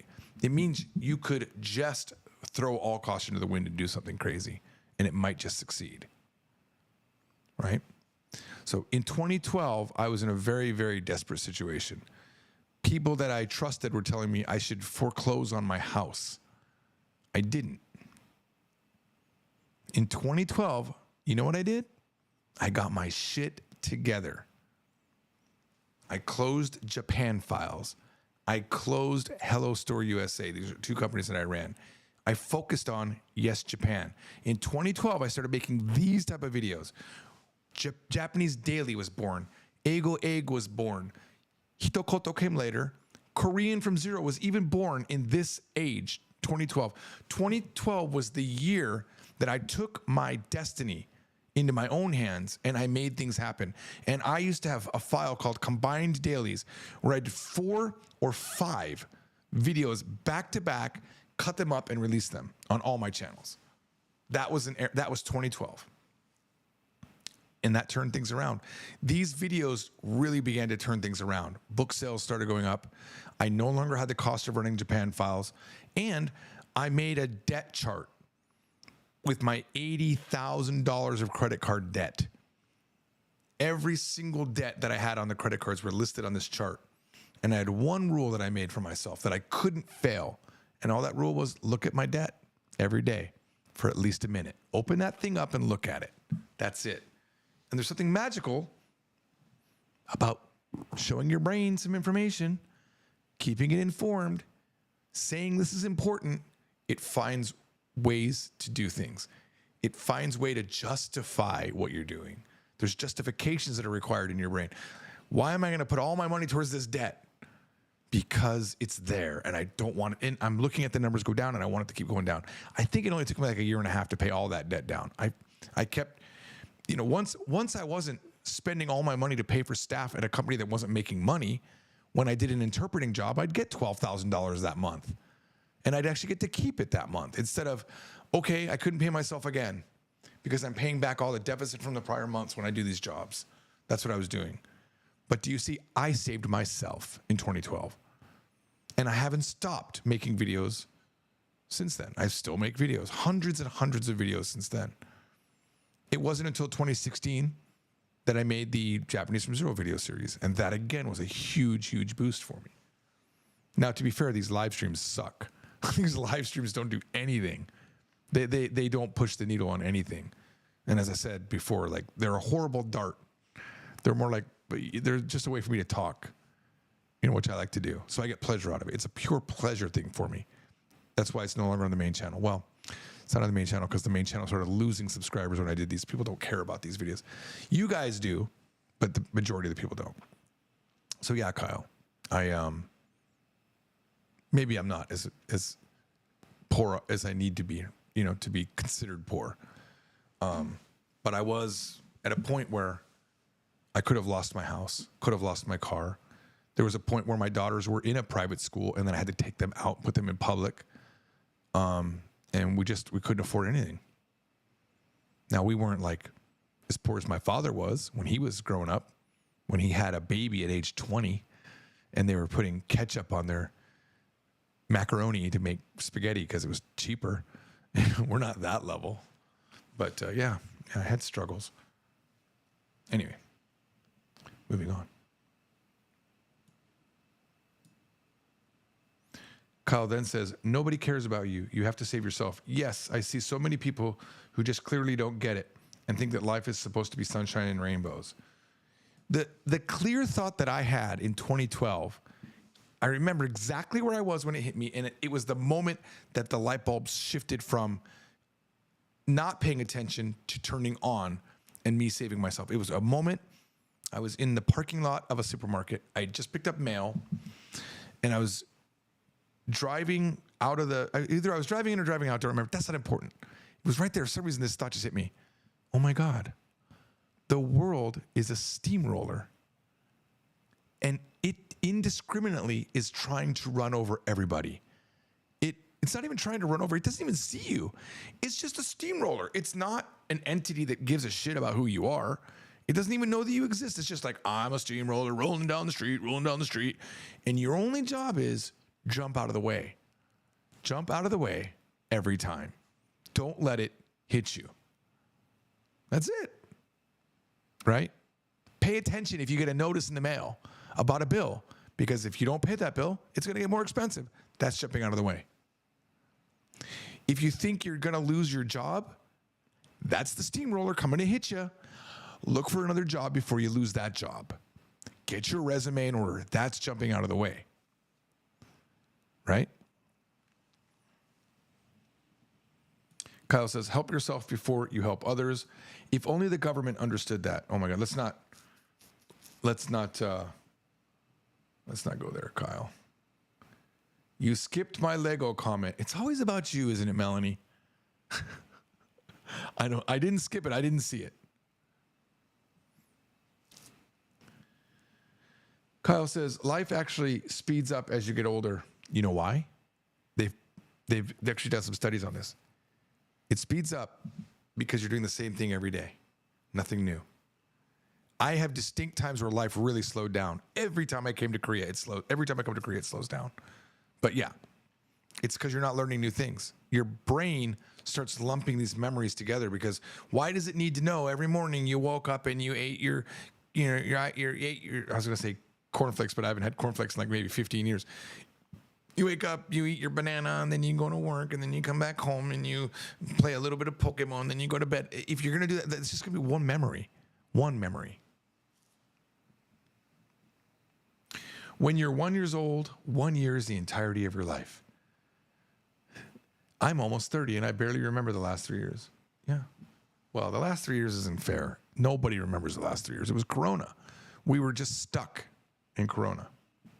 Melanie says, if it's meant to be thing is exactly why I decided to do a bachelor in languages, because I'll regret it in 3 years when I look back and could have had a degree but did nothing.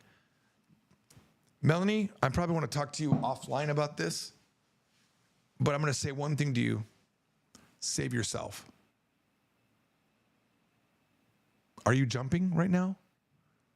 Or are you lining up to stand in front of the steamroller with a bachelor's degree in your hand?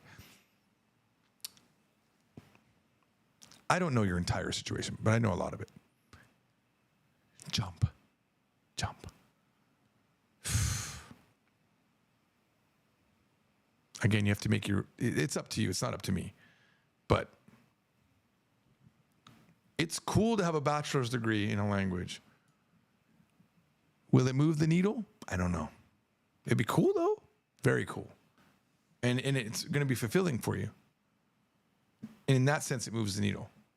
But maybe you could do two things at once. Have you jumped? I don't know if you have. Maybe you are. Maybe there's, I don't know your whole situation. But have you jumped? I've talked to you enough to, but you guys don't know, but me and Melanie, we talk offline. We're friends. Chelsea Bear says, life is random. Just like that, something bad can happen. Keep hold of your health and dreams today. Yeah. Yeah.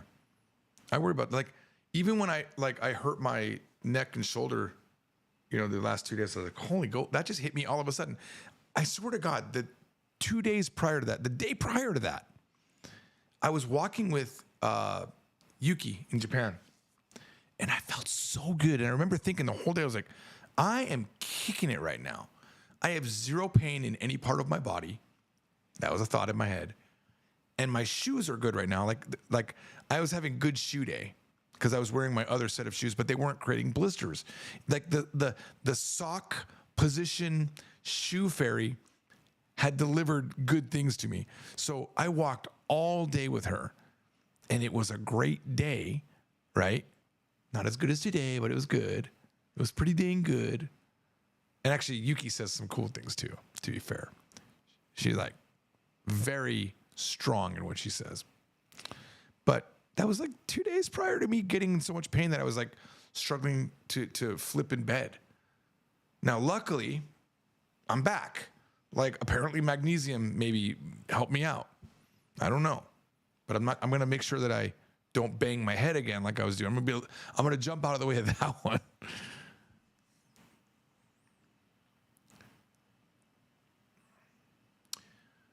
Kyle says to Chelsea Bear, I completely agree.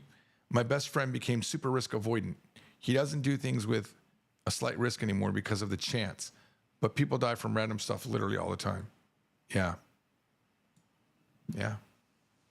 I remember every time I'd come to Korea, at least for the first, couple years, my wife would always be like, Kim Jong-un's he's there. It's the 5th anniversary of blah, blah, blah. It's really dangerous right now. All these things. I'm like, yeah, but I can't live in fear. I can't not go because of that. And literally nothing happened at all. My mother, who I finally met, by the way, when I was 9, I went to Georgia and see her. There's advice that she gave me that lives with me till this day. I think about it a lot. And it's just a simple advice. I don't know where she heard it, but it's great advice. She said, the things you worry about most almost never happen. And it's literally been proven true. The thing I worry about every time never happens. It's never happened, ever. One time it might, but it hasn't yet. What if this? You know, and the co-owner of From Zero, Justin, constantly says, we can't make decisions based in fear. I don't know if I started it or he started it, but that's such a great quote. I'm going to give it to him. We can't make decisions based on fear. Because I quote it back to him all the time, so I don't know where it originates anymore. I don't know if I'm quoting it from him or he quoted it from me and then I forgot. I kind of want to take credit for it, but I don't think I can. But it's just a great way to think. Can't make decisions on fear. What's the right thing to do? What's the best thing to do versus fear? Zero plans is the best way to travel. For you, Kyle, and for me, yes. I'm almost a zero planner. But a lot of people absolutely, like Justin, my business partner, he can't travel without a plan. That guy will go crazy without a plan. I have a loosely based concept in my brain. That's about the level of my plan.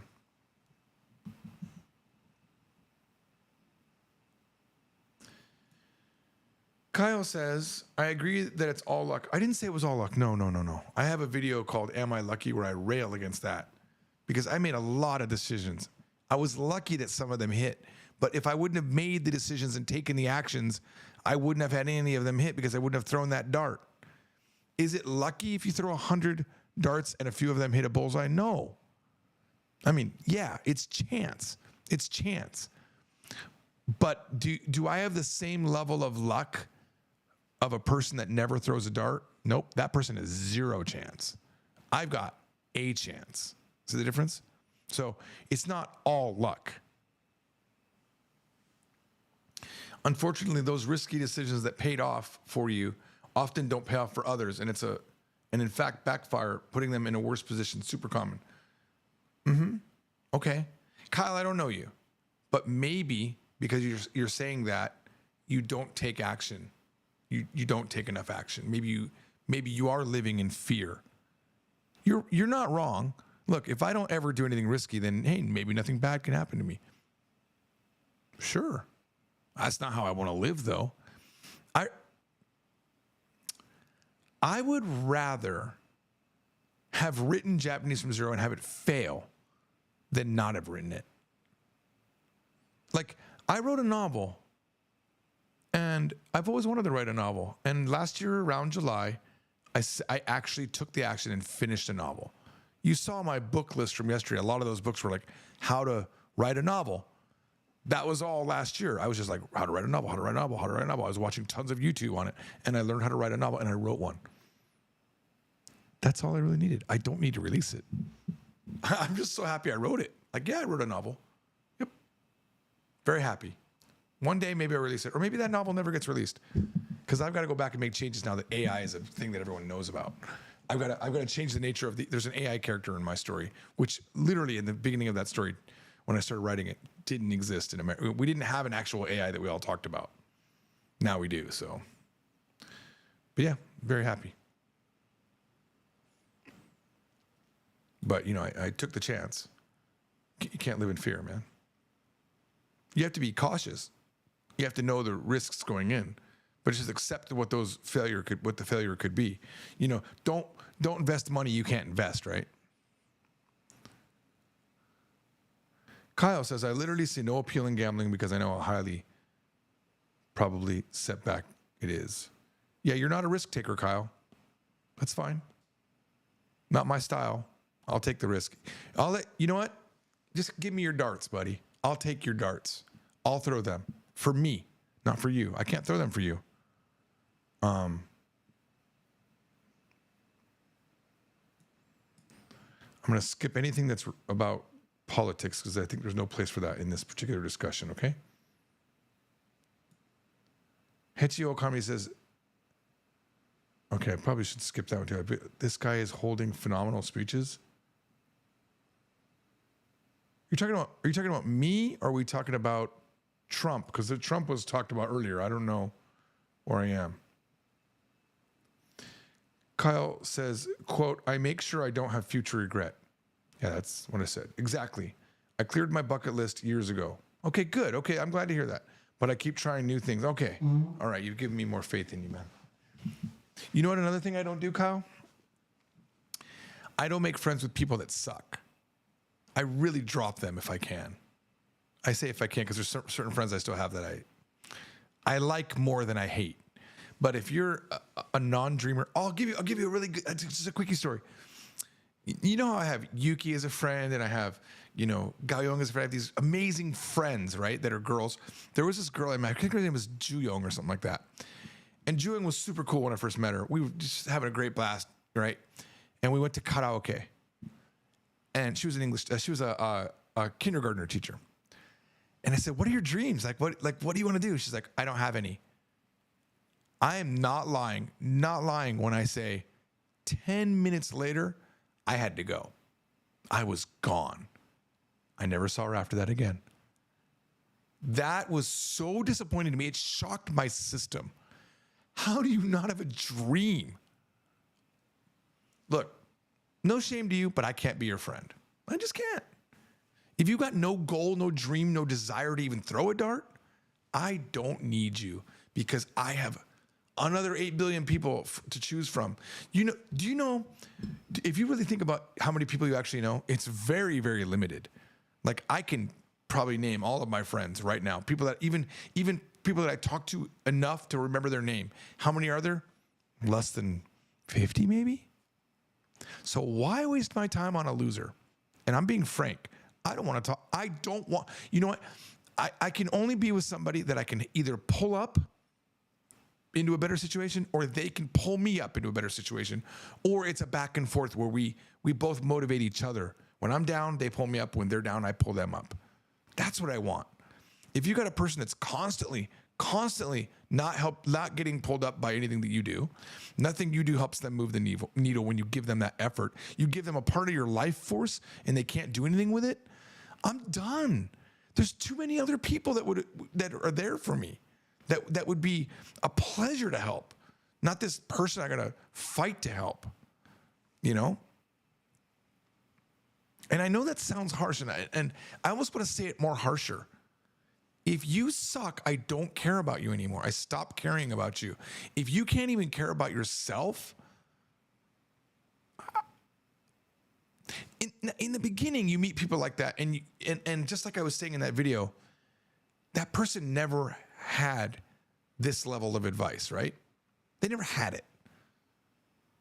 But once you get it, if you can't do anything with it or refuse to try, okay, that's a no deal for me. Why waste my life force just spinning around like a hamster on a wheel and getting no power out of it?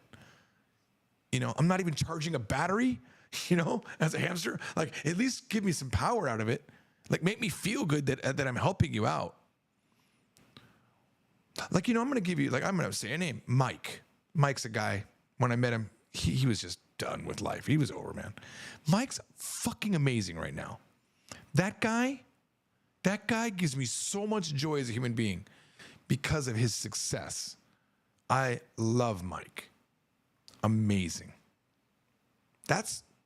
Why would I sacrifice myself for I'm sorry, but a losing person, a person who has given up, that doesn't care, that has no dreams? I can't even form a conversation with that kind of a person. I can't. That's why it's so much pleasure hanging out with Mike. Mike's the guy from Adventures in Asia. He is an absolute pleasure of human being. Love him. Am I going to take away time from me and Mike's bromance, like our really cool friendship to help to talk to some other person that literally is just wasting my energy, sucking my time down? Because I'm the kind of person that if I get involved with you, I'm going to keep being involved with you. It's not a quick, I'm in and I'm out. It's hard. That's why when that girl said, I only met her like maybe a couple times at some language meetups, why am I going to even engage with that person? I have nothing else to gain from her. I'm not trying to sleep with her, right? Only thing I can gain from her is good conversation. Does that make sense? That's all I get out of it. And if I can't even get that, I'm done. I'm out. Sorry. And I've said this before as like a joke, but I totally mean it. Like, I'll hang out with you one time, but if you suck, I'm done. I don't, if you're cool, I'll hang out with you. If you're not cool, I don't want to hang out with you. And it goes both ways. Like, I might not be cool for you. I talk a lot. I talk a lot. Sometimes I don't talk. Normally that's when the person is uninteresting to me. Yeah. All right, where were we? Chelsea Bear says, that's just being human, though. We all have our own selfish wants, but there's a fine line where it turns to straight up greed. Not sure what that topic was, but okay. I think part of success, part of it, the only almost part, I almost feel like there's no way to actually be successful if you're not a little bit greedy and selfish. It's part of the ingredients for success. If you're constantly helping other people, only purely helping other people, you're going to flounder. You're not going to even have the energy to help them if you're not getting joy out of it. And I want you to know what that means is I get joy out of helping people. I actually get it out. It's one of the things I get joy out of. I also get joy out of besting other people. I get joy out of destroying my, other people that think they're smarter than me. Like I get all sorts of types of joy. But one of the joys I get is someone having appreciation for me helping them, right? I get that. So for example, Japanese from Zero has brought me massive joy because people say how much it helped them, right? So for me, it's like, yeah, it's actually selfish. Mother Teresa was actually selfish. She got joy out of helping people, right? I'm just giving you an example random. I don't actually know anything about Mother Teresa. I'm just saying, because you're doing good doesn't make it not selfish, right? Now, there are things that I personally will do. They're just for myself. This trip to Korea, completely selfish from my family's perspective, right? Oh, you're going to spend 7 weeks away when your daughter's moving back and you should be there. Well, to be fair, I told my daughter, I want to be there for you, but I have a trip coming up. If you can do this at a time, but she didn't. That's fine. It's the way it worked out. But is it selfish? No. Because I told my wife too, I said, look, I don't know when I'm going to die. I'm going to regret not going to Korea. I want to go back to Korea. I want to go back to Japan. I want to enjoy those moments. The moments that I didn't know were going to exactly happen, like this Gaoyong moment or this great time that I had in class. I didn't know they were going to happen. I just know the chance of them happening exists if I do it. I know that I've thrown my darts and I'm waiting to see how many of them hit the bullseye while I'm on this trip. Had a great time with Yuki. That's a bullseye. Great time with Gaoyong. That's a bullseye. I'm going to be meeting with my friend Chris. I assume that'll be a bullseye. I'll probably try to meet with my other guy friend, Mantheon. That guy's always fun. I'll probably have a bullseye. But I threw those darts. I'm just waiting for them to land, right? All right.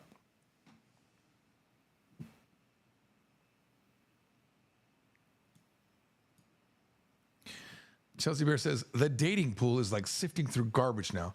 Look, the reality is, look, I'm going to say something, a little bit of a hot take. Most people are iffy, right? They're kind of borderlining on not worth even meeting. Not even just talking about dating. It's just like, luckily we sift through those people and we don't remember them. Like I've met so many people I don't remember because they're just not interesting in any way. I remember when I moved into the second house, me and Mike were living there, right? Mike had rented one of the rooms and we were new in the neighborhood, right? I just got the house and the neighbors down the way said hi one day and they're like, hey, welcome to the neighborhood. Hey, come on over, man, have a drink with us. I'm like, okay, I don't drink, but I was like, let's go in. And they were the most boring people I ever met. I just remember thinking, wow, these people are complete NPC, non-player character, not worth ever talking to again. And I never did. That was years ago. And I never will. I have zero desire. They have nothing to offer. All they talked about was themselves. And it was the most boring, mundane stuff. I don't even remember what it was. It was just, I just remember thinking, wow, they are really full of themselves. Granted, I'm full of myself too. I'm full of myself too. But not on that level. You know how like you're having a conversation with somebody and they say, blah, blah, blah, XYZ. And you're like, oh yeah, XYZ, that's amazing, dude. Well, So I did see once, but man, I didn't, and you try to like melt in. You want to talk about yourselves a little bit, right? And you want to compare notes on a thing, and then they completely skip over the compare notes thing and just talk about the next thing. That level of person. Oh my God, horrible. They don't want to catch ball. You're supposed to like throw the ball in a conversation. Someone catches it, toss it up a couple times, and then throw it back to you. Like, yeah, man, no, that's true. Like, and of course I know, if you listen to anyone that talks about how to make friends and influence friends type of thing, you don't always bring up your own experiences. Sometimes you just let theirs ride. Yeah, you do that. Every now and then you bring up your stuff, and every now and then they got to pull it out of you. It's a give and take. And if you can't do that, I'm sorry, man. I only got so many years on this planet. And you only have so many years on this planet. Are you going to really waste it for a piece of shit human being that you don't care about? Same thing for family. If there's a bad family member, walk away if you can. That should be your goal. That should be you jumping away from the steamroller, getting away from people that suck up your time for no benefit, for no pleasure or financial gain or mental health gain or anything. If you don't gain anything out of an interaction, it doesn't have to be transactional, by the way. I'm not saying like, oh, I paid for a movie, therefore you got to pay for a movie. I'm not talking about transactional relationships. I'm just talking about, is it a net gain for both of you, or is it just a gain for them? Right? Are you getting pleasure in helping them? Then that's a gain. Are they getting a benefit out of you helping them? Yes. Are they helping you, and are they enjoying it? Yes. That's a gain for both of you, even if it's one receiving and one giving. But if it's one's giving and one's not even receiving, fuck no. What a waste of life. Just a waste.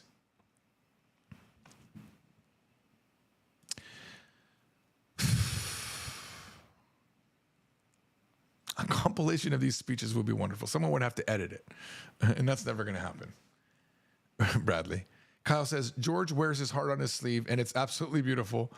You can tell by the passion in his voice when he spoke about his friend and how he told his Korean friend how much he cared for her. Yeah, man. I think that's a thing, too. You just, you got to tell people how you feel. I mean, I tell my wife every day how much I love her. I just, well, not while I'm here. I'm not talking to her every day. She gets weirdly cold when I'm here. I feel like out of sight, out of mind for her and me. Like, she's thinking not about me, So when I call her, she's like, "Oh, Nani." I'm like, "Dude, I'm far away and I just missed you. I want to say hi." "Oh, okay. Yeah, what's up?"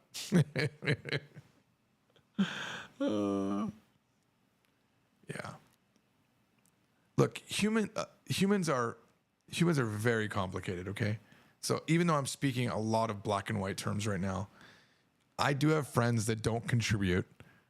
I do have those friends. One in particular, I still love to. I don't know. There's something about him. I like hanging out with him. I don't know. He's my old timey friend, and I like him. But his life, a shambles. It's unfortunate because he's actually a smart guy, but it's in shambles. And I've known him now for, I don't know, 20 plus years. And we've had conversation after conversation about how he could improve. And I gave him a lot of energy and assistance to get to his goal that he, I guess, didn't have until I said it. One of them he did, and I designed business cards and everything. I was like, "Here's your company name. What do you think about this?" He was like, "Oh, that's great, And did he do anything with it? Nope. Now, I don't think he knew how. I think I would have to have done it all for him, but I just don't got that level of energy, And this particular guy, I remember, he loved Korean. And when I started learning Korean, I said, "Hey, man, why don't you come to the Korean meetup with me? We'll learn Korean together. That'd be cool, right?" He's like, "Yeah, man." I said, "Look, I'll pick you up." And he canceled so many times in a row. I was like, "Okay, I'm never going to ask you again because you keep canceling." I kind of cut that part out of our relationship. And now I'm fluent in Korean, and he still can't read Korean. And it's sad, because he could have done it. He had as much time as I did. But I still keep him on as a friend. So it's like my wife said this one time. I think we were having an argument. It's such good advice, and I think about it a lot. It's not black and white. Not everything's black and white. It's a lot of gray in this world. A ton of gray. So even though I'm speaking these big general terms, remember, it has to work for you. Like, I was giving Kyle shit for a moment, saying, "Oh, Kyle, if you don't do blah, blah." But you know what? Hey, we've all got our reasons for what we do. And it's fine. Kyle said that crawling analogy is perfect. And how I see a lot of people self-defeat. they take the tiniest error, say I'm not perfect, and so I can't do it. Dude, there was a TikTok that I watched, and I think I bookmarked it. This TikTok was like, I'm 100% sure. This is another like proof that the phone listens to what you're saying, because this is like I needed this particular. I'm just tired. Hang on, let's see if I can. I'm just tired of hearing about I'm it. just tired of hearing about it. Hang on, how do I get out of this? And give me a second. How do I? I was looking at one. I could hear it. Wait for It's profile. Okay, where's my? No, I don't know these people. Use Face ID. Was I not signed in? Okay. All right, give me a second. I'm looking. I don't even know where my. Where's my favorites in TikTok? Oh, here we go.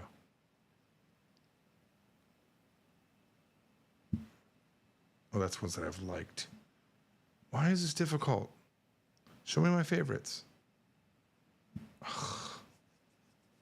I'm sorry, give me a second. I don't know where to go to my favorites. Profile? You think it would be here. Oh, here we go. Collections. Okay.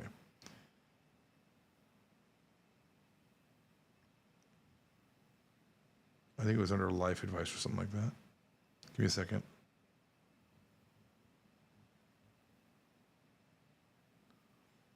Oh, here it is. All right.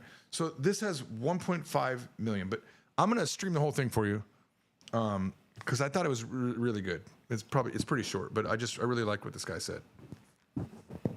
This takes people years to learn, but I'm going to teach you in 60 seconds. Here are 7 uncomfortable truths about life. Number 1, comparing your life to somebody else's is the easiest way to become depressed. Number 2, you can't make everybody happy, and if you try, you will lose yourself. Number 3, be okay with people not liking you. The truth is, most people don't even like themselves. Number 4, I needed all of those first 3 because the other day, remember, I was talking about the competition and I got depressed. I told you I always get depressed. He literally said that first thing, like, if you compare yourself to others, you will get. It's the number 1 way to get depressed. Yep, it is. Be okay with people not liking you. It's a similar thing. Like I don't need to impress you, right? Like I'm only here for the people that need me. I'm only here for the people that care about me. Selfishly, I don't care. I'm not going to try to convince. I don't need to convince you. There's enough people on this planet that are amazing that I just got to find the people that fit my aura, that fit my way of thinking. You know, granted, I don't like to meet people that always think exactly the way I think. So that's a whole other topic. But I need to find people that are in my lane of life. There's already too many. I can't meet them all. Let's continue. the only limitation you have in this world is your mind. Number 5, the biggest dream killer is your addiction to other people's opinions about you. Winston Churchill once said, in your 20s, you care too much about other people's opinion of you. In your 40s, you finally stop caring about what other people think. And in your 60s, you finally realize nobody was actually thinking about you in the first place. Number 6, it's not an income problem that makes people go broke. It's a spending problem. What's more important than how much you can make is how much you can retain. So you can reinvest it back into something that can help you make money while you sleep. That's the weirdest advice he gave. Like, I don't know why that had to be in there, because that's one you can debate, right? Like, it's a little bit debatable, that particular one. Everything else was good. Let's see what else he says. Lastly, number 7, the most dangerous addiction in the world is comfort. People that are living your dream life aren't smarter than you. They're simply better at overcoming their fear of taking the very first step. This takes people years to learn, but I'm going to teach you. Golden advice. I actually must have unhearted it just now, but golden advice. Golden advice. There's a thing that I believe I came up with, a way of thinking that I believe I came up with, that so many people refuse to exercise until they're sweating.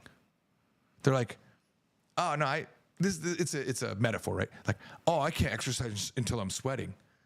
Sweat is the motivation. They're like, I need to be motivated before I work. That's what they're saying. They're saying, I need to sweat before I work out. Motivation happens when you start. It's a small amount of discipline to start, but then when you get into it, you do it. That's why every time I make a list of things to do, like not a list of things, but like whenever I get into those modes, you know, where I'm like, okay, I'm gonna do a streak of things. My streaks aren't edit 50 pages of the book, finish a chapter a week. It's none of that. It's like open up the book, look at it. It's just get the first step. And I have to be okay with not going any further than that in my writing. I just like, that was what my debt chart was. My debt chart wasn't, my goals weren't pay off 5% of all of your debt in this amount of time. It wasn't every month, pay down the highest card first. No, it was look at your debt, be aware of it. That's it.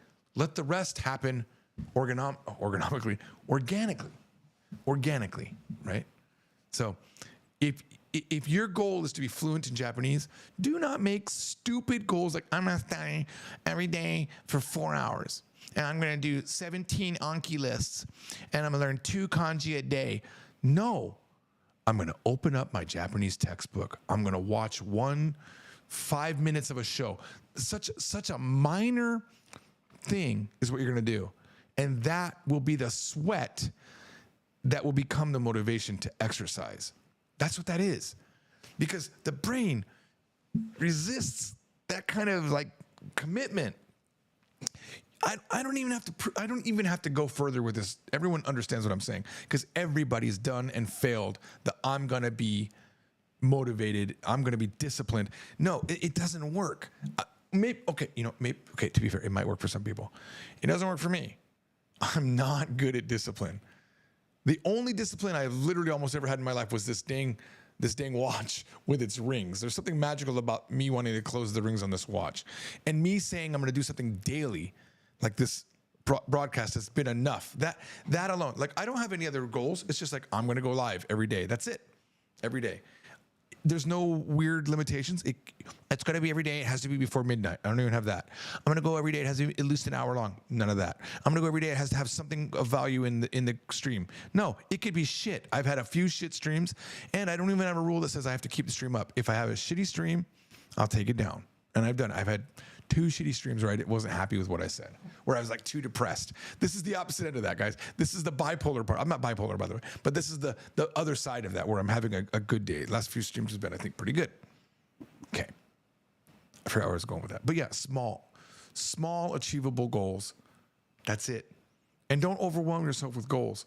And the key component of those small achievable goals too is to make sure you are happy that you say to yourself, look, if I opened up my debt chart, or if I opened up my Japanese from Zero working file for Japanese from Zero book 6 and looked at it for 2 seconds, I've achieved my goal and I'm going to be happy with that. At least I did that. Because it's the inaction that sucks. But that little bit of action might spur a 4-hour writing session. It happens to me all the time. If you say, I'm going to walk just for 5 minutes, you'll probably walk for more. I'm just going to go into the gym. Like, I should actually make that rule. I haven't done that. I'm going to sit in my gym for 5 minutes. I have a little gym that I built in one of my spare rooms. Okay. I got like some weights and stuff and some stretchy thingy majiggers, whatever they're called, I've never done that. I've literally failed this particular advice that I'm giving you. I should just have advice that I sit in my gym for 5 minutes. I don't have to do anything. I just sit there because that's achievable. But the key component is you have to be okay with you accomplish that goal. You don't think, oh, I'm trying to trick myself into doing things. Nope, you're not. It's just be aware that I should probably be doing some exercises, some stretching, something, right? The Cash Life says, hey, George, just booked a trip to Tokyo for 2 weeks in May. I'll be staying in Shinjuku. Any must-do? No, there's no must-dos. I literally don't plan anything when I go on a trip. I have general vagueness. There's so many things you could do. I mean, I'm probably not the right guy to ask for that. And you got to go to Shinjuku. There's Tokyo Tower, there's Skytree, but I'm not a tourist guy, so I don't go. I just went to Asakusa, I think, for the first time ever. And I didn't even walk into it. I took a photo. I was like, oh, that's pretty cool. And I walked away. I'm not a tourist guy. My highlight of Asakusa was the dinner I had with Yuki, because you know what though? Here's the other thing too. I'm an extrovert, so that works for me. If you're an introvert, it might be a completely different thing that you want, you know? And I'm 100% certain that this is how humans work, okay? In my version of humans. We have a 0 to 1,000 scale, right? It's just it's a needle for like 1,000 different characteristics of a human being. And I'm pretty high up on the extrovert scale. And then there's people that are pretty low on the introvert scale. It's the same thing with sexuality, right? You're either 100% gay or 100% lesbian, you know, or you're right in the middle, or you're 7% gay, like the joke I like to make. There's this, it's definitely does it change? I don't know. I don't know about fluidity of it, but I think it definitely is. Before you're born, there's that, you know, yeah, this kid's gay. You know, up, lesbian, pretty straight, but he's gonna have that one experience. Oh, no, she's gonna be into girls that are 20 years or older than her. Whatever, like there's something, right? Same thing I use sexuality because it's fun, but it's for everything, right? So maybe you like touristy stuff. Maybe you like seeing world famous sites. Also for me, like Japan's old, right? It's like I've been here forever. I'm in Korea right now. But when I'm in Japan, it's like not new to me. So like, I don't know what's special for the first time that you go to Japan. Hiroshima. If you can go to Hiroshima, I think going to the Hiroshima Peace Dome, the Peace Memorial, it's amazing. Or I think they call it the Shiryokan, like the Shiryokan, whatever it's called. Go to that. That will, until I went there to that, when I was younger, when I was like 16, I used to always think, you know, if we were going to drop the nuclear bomb, we were going to drop it anyway, right? The world was going to eventually drop a nuclear bomb. That was the right time to do it. That's what I thought when I was 16. I thought, yeah, a lot of people died, but way more people would die if we dropped it and figured out if it worked today. Because the bombs on Hiroshima and Nagasaki were very small compared to what we can do today. I don't remember the difference, but it's like 100 times more powerful today, for example. So I used to always say that, well, it was a good time to drop it. But then I went to that Peace Memorial and it did its job. It did its job and it made me realize there's never, ever a good time to drop a nuclear bomb. There's just no way. And it's very sobering. They have the city, like a mock-up of the city. It's like this big round circle. They show you the city. And it's like vibrant. It's a vibrant city with cable cars and buildings. And then a moment later, it's gone. It's flattened. Nobody's alive, right? It's just everything, and they show you that in a mock-up, and it's like, wow. And then you walk around, and they've got like wax figures of people after the bomb drop, and it's skin just dropping off of their body, like melting. And then after that, the black rain fell, this acidy rain, and burned their body. And there was no water that they could drink. The whole river was filled with just corpses. And there's actually a very poignant, like, I can't remember where it was, but it was somewhere either in the park or right near the river. And it just says, Mizu o kudasai, water, please, because that's what everyone wanted. Because they were burned. They were all burned, the survivors. But there was no potable water. I mean, I guess it's like going to Auschwitz, which I've never been to, which I definitely want to visit when I go, if I go to Germany, when I go to Germany. But you kind of see, okay, this is the horrible, horrible level that human invention can go to, right? It's kind of sobering. So I'd go to Hiroshima if you can. It's not depressing, it's just eye-opening, you know? And while you're in Hiroshima, if you go to Hiroshima, Miyajima. Miyajima is amazing. You take a little boat out to this island. And it's just, and you go to a cable car and there's deer and it's just beautiful gate in the water that, by the way, if you stay there long enough and the tide recedes, you can walk up to it. Really, really fun. That's one of my favorite places to go. When I come back to Japan with my wife, which I haven't been in Japan with my wife for, I swear to God, 15 years maybe. Like I have not been here with her forever. I want to go to Miyajima with her, you know? It's really fun. Chelsea Bear says, thank you for making the videos public again. I'm adoring this stream right now, too. I appreciate that. One of my love language is words of adoration, for sure. I need to be told I'm doing a good job. Good boy. Thank you. Thank you. Also, probably touch. I have this just quick aside. Kyle made me think about like my childhood and did I really have it rough or whatnot. But when I was with my I think it was my second mother, I was, my dad, he won't sleep at night. He wanted me to be tired out. So they put me in a room, this small room. And I have one memory of it, but I know it was like almost every day I was there. There was like a bookshelf. I remember reading like a Pinocchio book, like that's what I was looking at, and a fly, just like, just all, like me and the fly in this room with like the sun shining in. That's a memory. Very boring, shitty. I didn't like it. But one day, they forgot that I couldn't take a nap. And they put me on one of the cots. There was all the cots were lined up with all the children. And I guess I was maybe struggling or I was moving a lot because I move around a lot, pretty hyper. And this kind woman came over and was just rubbing my back. Oh my God, that is just that compassion, that love that came through that hand. Oh my God, till this day, as a 50-year-old, that's a happy place for me to go to. I was probably 4 or 5. I don't even remember. I mean, the most important thing to me at that time was there was this sheriff vest with a star on it that always some other kid would take ahead of me. And one day after he took it off, I put it somewhere and hid it. I mean, it seems like I have more memories than I remember. That's another memory at that place. And then I remember the next day I went and it wasn't there and I was devastated. Like I never got to wear the sheriff's star, you know? But yeah, that day when that woman was like rubbing my back, oh my God, it was great. And I told my wife that story, and this is why I have a great wife. And she remembered it. And now if I'm ever sick, she does that rubbing on my back. She's just like, oh, I can cry every time. It's such an emotional moment for me. All right, that was a side memory. Beat 3. Give me a second. Let's pull this up. It says, here in Japan right now, going through that struggle, repeating a class since I failed it for the first time, and I'm feeling like I'm just treading water. But there is some progress this time around. It's not easy learning a language, so don't beat yourself up. It's really hard. It's extremely hard. But you made the right choice. Because even if you fail, at least you tried. But don't fail. Okay?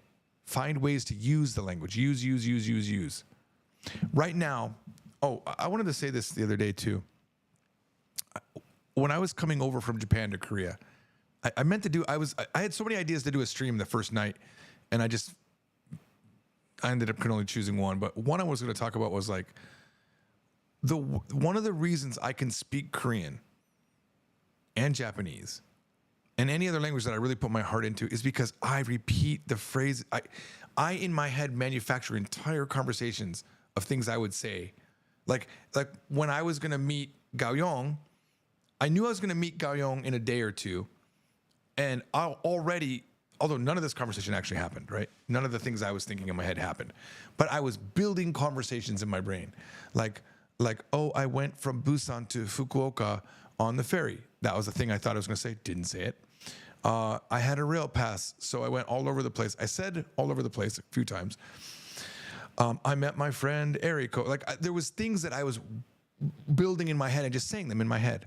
Now, today I realized, of course, that alone doesn't do it. You actually have to say it because I can get really good in my head. But at least I can do it without thinking, but my mouth has to be able to make the movements, right? But, oh my God, sorry. My main point is, if you're struggling in Japanese, you gotta find more ways to repeat. So if you, for example, learn, let's take that grammar I learned earlier, koto ni shiteimasu, which means I make it a rule to do. It's verb plus. So keep saying things that you do in your life. We'll start with that. I wake up every day at 7. 私は毎日朝7時に起きることにしています. All right. What else do you do every day? What else do you do as a rule of thumb, right? 本を読むときに必ず最後まで読むことにしています. That's very complicated. A lot of grammar stacked on there. When I read a book, I always make it a rule to read to the end, right? Or there's some people that don't read to the end. because they don't want it to end, right? And keep just coming up. Like, 日本に行くとき、いつもお茶を飲むことにしています。I always make it a rule to drink tea when I go to Japan. That's a weird one, but hey, it practices that grammar, and it starts building, it builds that pathway in your brain. So your goal is, imagine you have a stamp card for every grammar that you learn, for every word that you learn, and it goes into permanent memory if you use it 5 times. You just have to get those 5 stamps, okay? But each stamp is a different color. The first stamp is the color of, like, you hear it. You've learned it, that's the blue stamp. The red stamp is you repeat it in your brain a few times. The green stamp is you use it, actually there's like 3 green stamps. And 3 of those green stamps have to be stamped before you're good, and those stamps are using it in real. That's just a metaphor, but that's what it's like. For most people, I would say that would do it for you.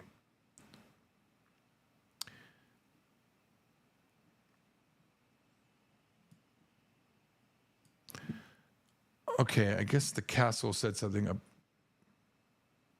Okay, so Beat A is responding to Cash File saying, what should I do for these 2 weeks in Shinjuku? And Beat A says, walk around as much as you can and be in the moment. Let go of all expectations. There's a must-do recommendation, but don't trust everyone, www.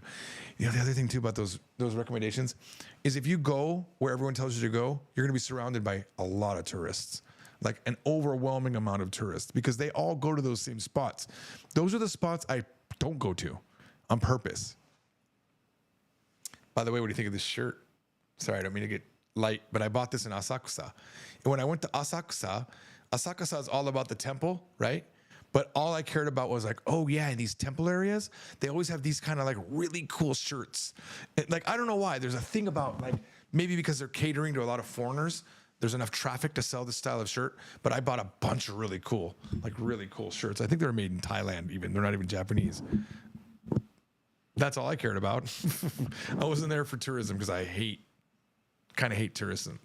And Yuki is always trying to get me to do a touristy thing, and I don't know if she understands that. I keep telling her, like, yeah, I'm here to talk to people. I'm here to enjoy a moment. It makes it sound like I'm a deep person, but no, I'm very selfish. I don't care about the temples.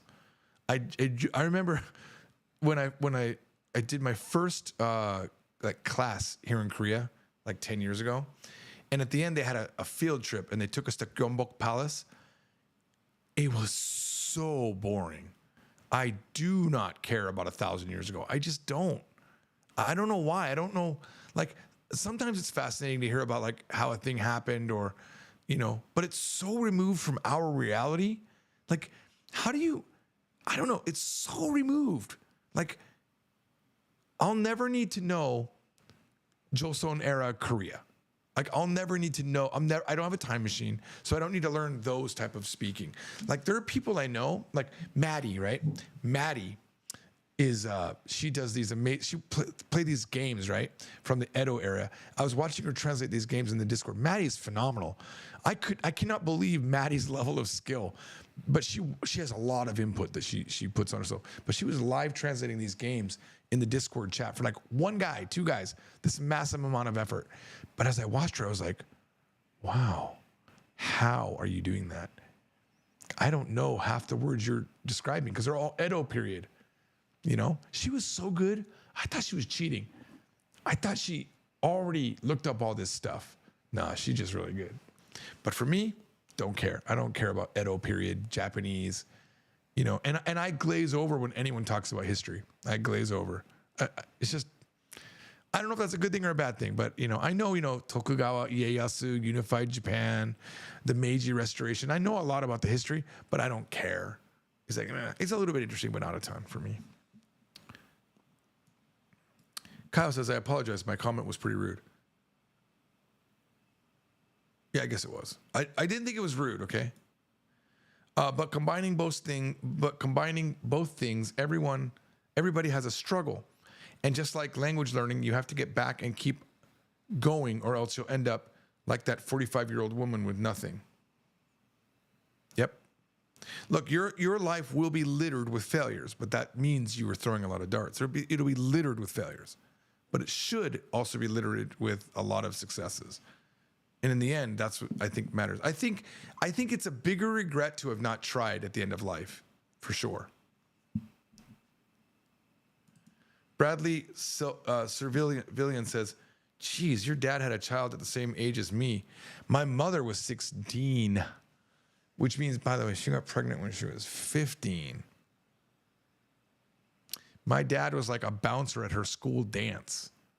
It was a different era.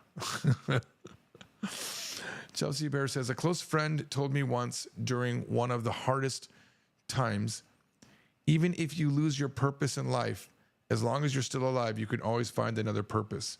If you're dead, it ends there. Solid advice. I remember a old man on tour. He came to Vegas, and he had said something nice to me, like, you have a really like positive attitude. Everything seems to be going great for you. And then he said, but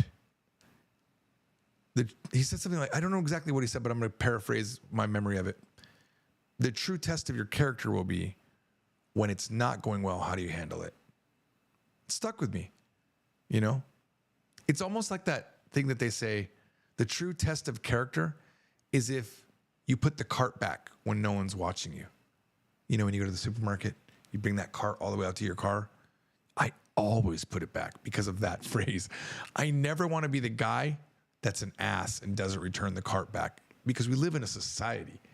And in society, we use those carts and then we put them back. That's how it works. Those people that say, well, someone's got a job for it. No, don't make them do that job. You used the cart, put it back. You entitled prick, put the cart back. Anyway, yeah, it kind of reminded me of that for some reason. Like, how do you handle yourself when things aren't going good? Because it's easy to be like righteous and perfect when you got money, right? When you got money and everything's going well, of course you're going to be great. You're going to be a nice person. Can you be that person when your life is falling apart? I'm definitely bad when things aren't going well. When I'm in pain, I'm unbearable. I think I'm an unbearable human being in those moments. I'm trying to get better, but it's very hard. It's hard to keep perspective when you're in pain. For those of you that are in pain, I'm so sorry for that. And please take everything I've said with your pain in mind, because some of what I'm talking about isn't achievable if you're in constant pain. Some of it's just going to be hard. Like, if you're in constant pain, you might have a much more simpler goal of just walking 5 feet. You know, walking, maybe, you know, you had an accident and you're trying to get your walking back, you know. So I don't want anyone to think I'm saying you're worthless if you can't do big things. That's not what I'm saying. That's not what I'm saying. I'm saying it's hard for me to be with someone that doesn't have a dream. It's okay that dream is, I want to walk from my bed to the bathroom without help. That's an okay dream to have. That's an admirable dream to have, because it's something that's very difficult for you. It's the people that don't have a dream or that have a dream and don't do anything towards that dream that I just don't want to talk to for a sustained period, I should say.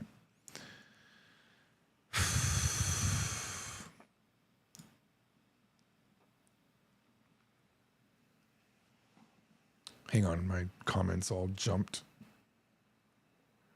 Kyle says, your example of very poor is pretty much my life. You know, there's a financial guy named Dave Ramsey. Now, we can debate if Dave Ramsey's advice is actually good, but let me just say, I think it's good. And Dave Ramsey was one of the reasons I got out of debt, because the whole premise of his show is debt-free is the new BMW, right? It's like being debt-free is the cool thing to do. And I had so much debt at that moment. So I would listen to his show, and you can get it as a podcast. It's also on YouTube. And he had this thing where when people have paid off their debt, finally, they come to the studio and they do it. He asks us, like, how much debt were you in? What did you do? What did people say when you told them what you're doing? You know, who's the spender? Who's the thrift? You know, he just had this question with his couples, right? And then, you know, at the end, he's like, okay, you ready for your debt-free scream? And they're like, we're ready. And then there's this big build-up, you know, and it's like 3, 2, 1, and they go, we're debt-free. And then Dave goes like, $49,000. paid off making $2,000 a month, you know, and he tells the specifics of that particular person. Congratulations. And I'm crying every time. I'm like, oh my God, I want that. That was a lot of help for me. But Dave Ramsey, I forgot where I was going with that. Oh my God, I have to reread your thing to remember. Oh my, give me a second.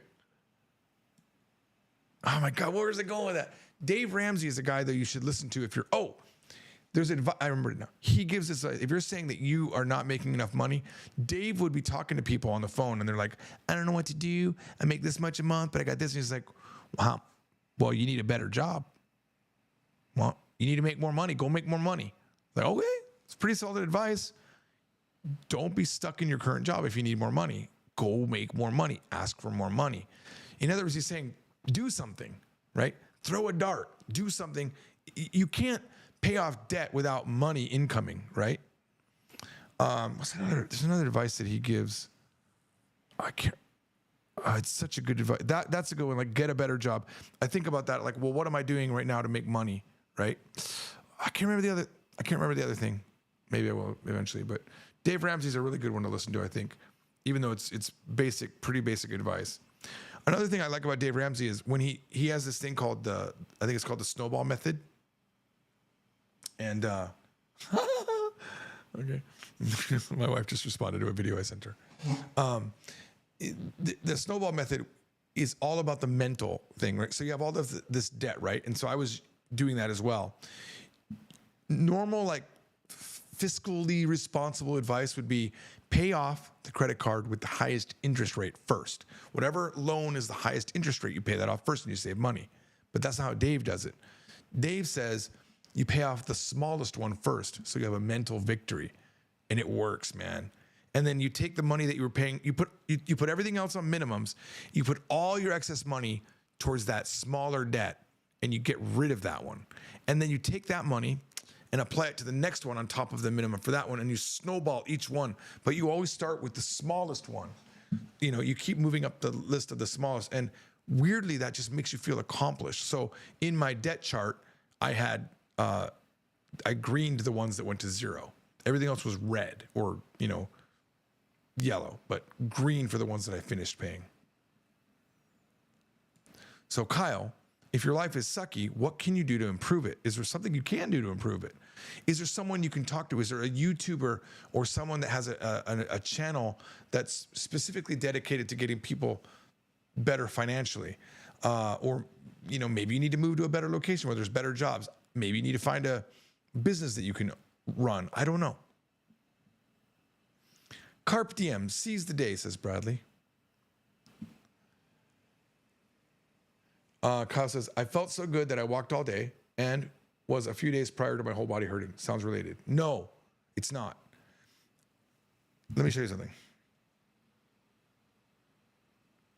I'll prove that it's not related. Okay, you see these?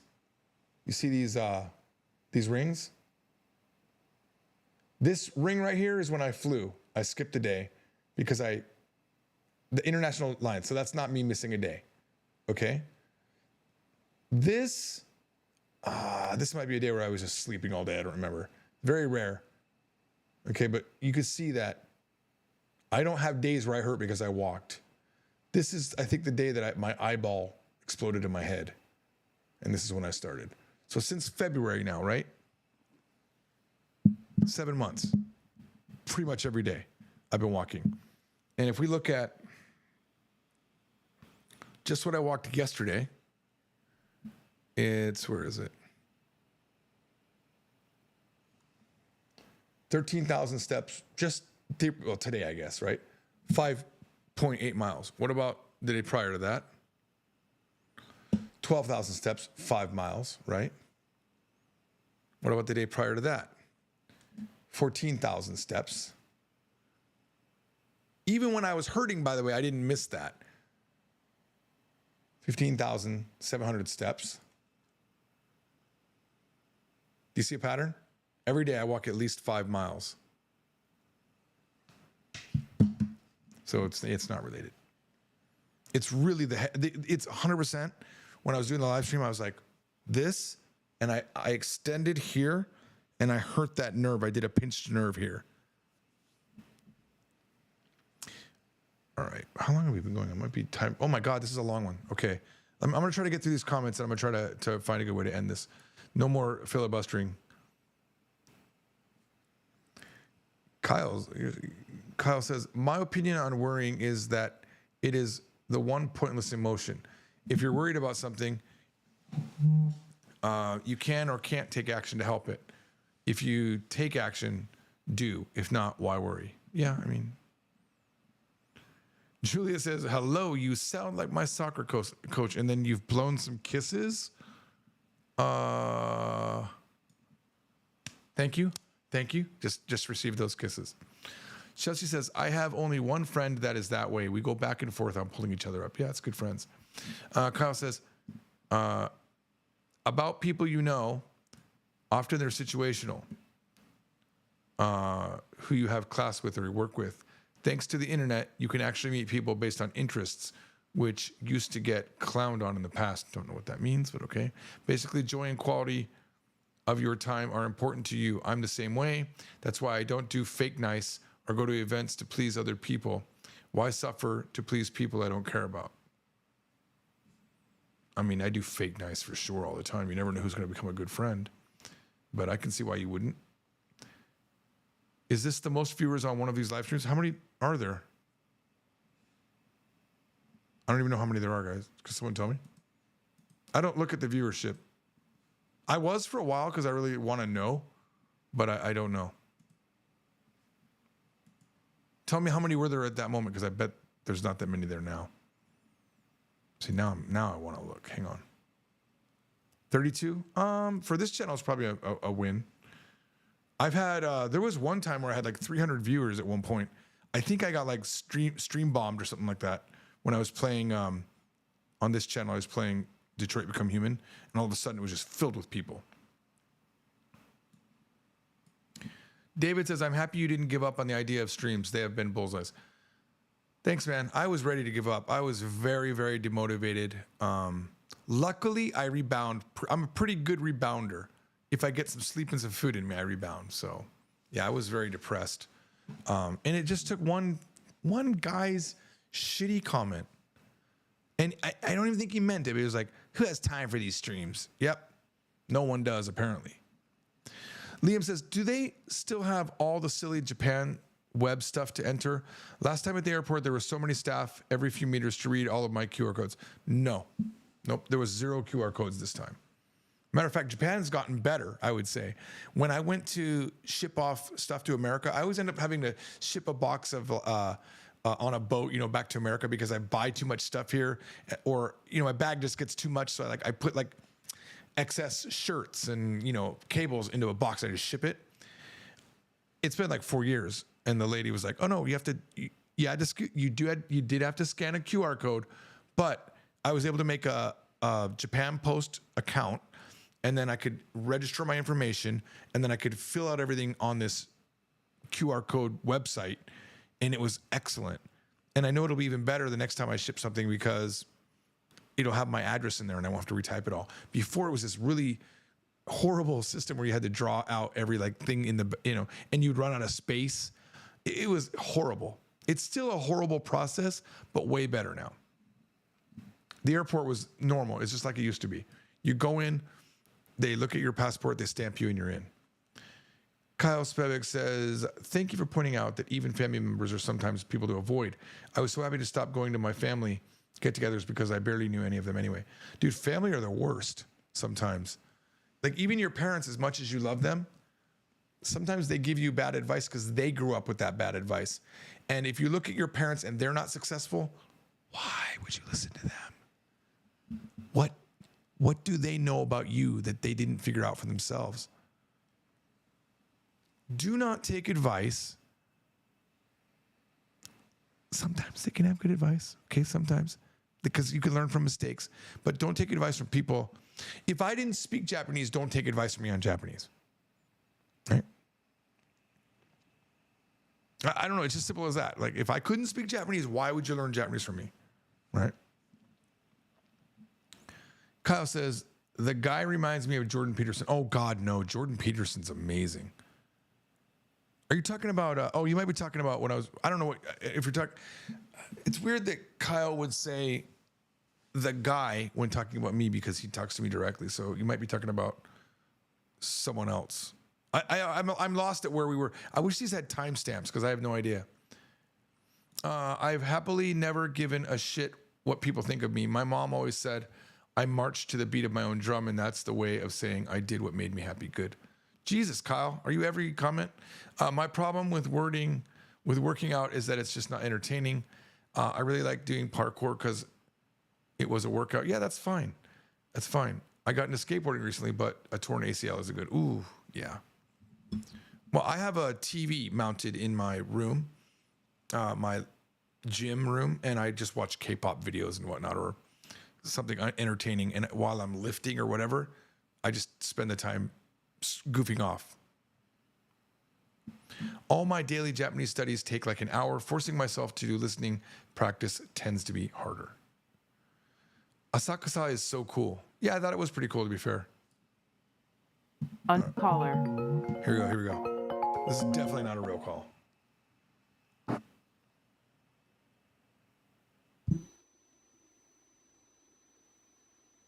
Hello? Hello? Hello, can you hear me? Wow, is this a fax? Oh my God. Why is it still making a noise? What the heck?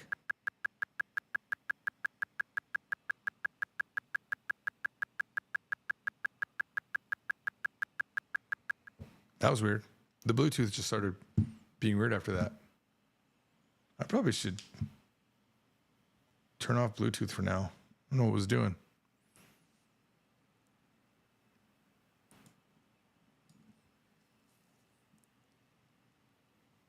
All right. Okay. All right, we're talking about Hiroshima.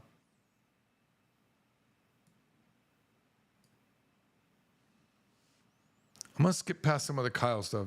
Kyle's had a lot to say today. I wore a shirt that says Tsuzuku around Japan, and everyone was laughing at it.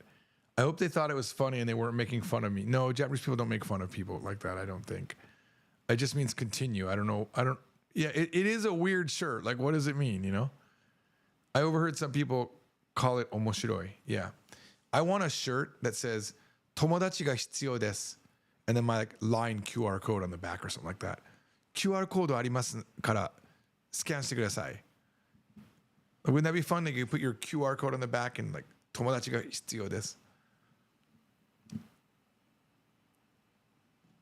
Oh my God, it skipped again. Okay. We're getting near the end, guys.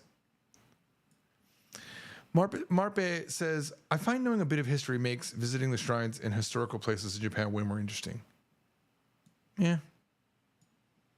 Even if I knew, this was Tokugawa Ieyasu's house, to me, I don't care. It's almost like also when I meet famous people, I'm just like, oh, that's cool. Beyond that, I don't know if I really care. Maybe that's a narcissistic tendency that I'm not, that's inside of me.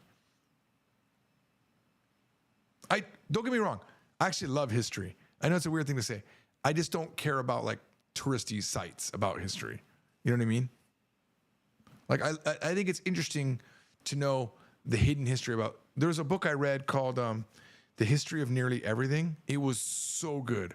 I enjoyed that crazily. But they talked about the people in history and the idiosyncrasies of those people. And basically, it would go something like this. So-and-so invented this, and they go through the process. But he had a horrible relationship with his family.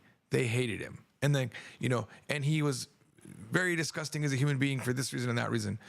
And whatever they were talking about, they'd always give you like the underside of it, right? And I was like, oh, so it's okay to be an asshole. You can still do something good for the world.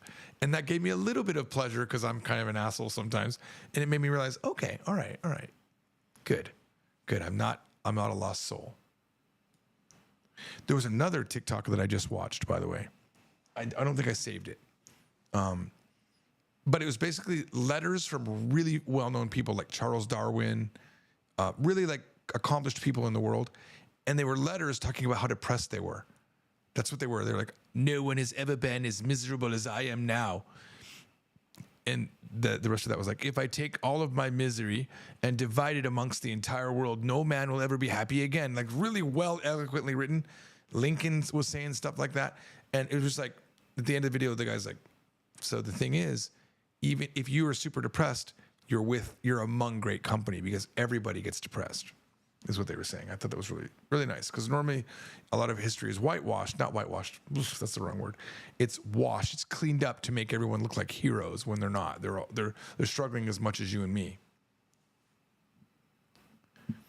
The cash file says, I think mundane things like putting a cart back shows your true colors. Yep. If you steal from somebody when they're not looking, right? You're a bad person. Like if you take advantage of someone just because you won't get caught, you're a bad person. That's what I think is about that, right? I think there was a George Washington, like a famous moment, and maybe this is one of those things that they made bigger than it was, but he was in a boat crossing the Delaware or something like that, and one of his generals or somebody said to him, why don't we do this particular thing? And it was very shady what he was going to do. I don't remember the story, so I'm sorry for not having the details, but he says, get out of my boat. Why? He says, because if you could do that to them, you could do it to me. And I can't remember what it was. It was something like that. One of those legendary stories. Kyle says, as somebody who was the guy who used to push carts, I always put the cart back. Also, as somebody who's frustrated that parking spots are constantly full of carts, I'll take other ones up too. Ironically, a lot of people who are rich aren't really doing that great, says Kyle. The cash file says, oh God, Dave Ramsey. I think he gives decent advice, but way too religious and pushes that. Additionally, a lot of scandals regarding his workplace came out last year. Nobody's perfect. It's not black and white. He can still give good advice. I agree. Too religious. Remember, the only way to walk with, the only way to live in peace is to walk with peace with our Lord Jesus Christ. He ends every video with that. And I'm like, okay, whatever. I don't believe in God. Why would you do that to me? But hey, it gives him power. That's fine. Chelsea Bear says, oh, I'm sorry to hear that. I live in constant chronic back pain at 28. I try my best to push through and chase my dreams. I have my own Reiki business and shop, working towards getting to study in Japan and travel. I'm not a back guy, but this guy used to have chronic back pain as well. And a few years ago, it was so bad. Oh gosh, maybe it's like 5 years ago now. It was so bad that I couldn't do anything. I think I talked about this yesterday, weirdly. It was just so bad. And then I learned how to stretch, like to do they're called 90-90s, where your leg go like this, like, oh my God, I can't even, how do I get on the camera? Like this, and then you twist. And I was doing it in the onsen in Japan as well. I was like, you twist, like, actually you can do, I saw a Japanese guy talk about it where like you sit in your chair and you twist, right? Don't trust me. I don't remember. I don't do this one, so I don't remember, but basically you keep your feet flat and you twist and you give motion to the back, even, of course, delicately if it hurts. But I learned how to do those type of stretches. I learned how to strengthen my core, and my trainer was just like hounding me all the time about breathing. Like, so when you stand up, you can't just stand up. You have to brace your core. You have to, and when you're lifting anything,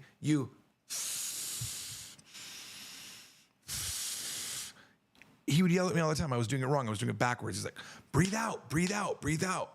And once I started doing that and doing the stretches, my back fixed itself. I didn't have any problem with my back, which was amazing because the doctor that I went to talked about surgery. He said, you need surgery. You need surgery, and maybe after that, if you still have a problem, we can rebuild your back. I didn't do it. Because for me, I knew what was wrong with my back, it was a known issue. Every year or so, it would go out. And this was the worst time. And I was like crooked the whole time. But it was like a known issue. And my wife had read that even if you get back surgery, like 90% of people go back to the same issue 4 years later. Well, I thought, that's a risk I'm not willing to take. I don't want to have back surgery and then make it worse, because I had read cases where that happens as well. So I decided I'm going to try to fix it before I go to that drastic. And I hired the trainer, and part of my reason I hired him was to lose weight, but also to like try to fix that back, and it worked. And I have not had back pain one time since then, because I breathe different, and now I walk all the time. And when I lift properly. And even when I get off the toilet, it's a different way of getting off the toilet.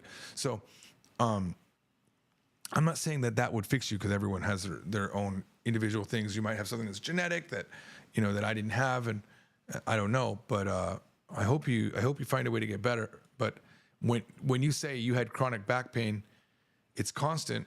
Okay, that's a little bit different than me, because I would have it every now and then. But I remember I used to have to always sleep with my arm underneath my chest to push my back up, because I always had a really horrible back pain. And by the way, sitting too much is horrible. Like, I've been in this chair way too long. I'm already starting to feel it in my back. And after my back went out, I went to a standing desk. Standing desk is absolutely amazing. So you sit and then you stand, and you sit and then you stand. You make sure you move around a lot. The cash file says, Dave Ramsey is known for the snowball effect method of paying off one credit card after another, then getting rid of all credit cards. It's decent advice. Absolutely. The cash file says, though, if you can use credit cards responsible, they're a good asset, which Dave doesn't see. It's not that Dave doesn't see it. I've heard this people hate that he says get rid of them because he's rich and he can. But you shouldn't, if you don't know how to control it, you shouldn't have it, for sure. Like, it's very easy to go overboard with credit cards.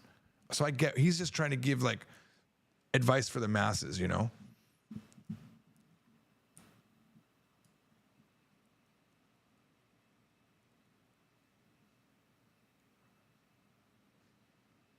we're talking about getting better jobs. Kyle said,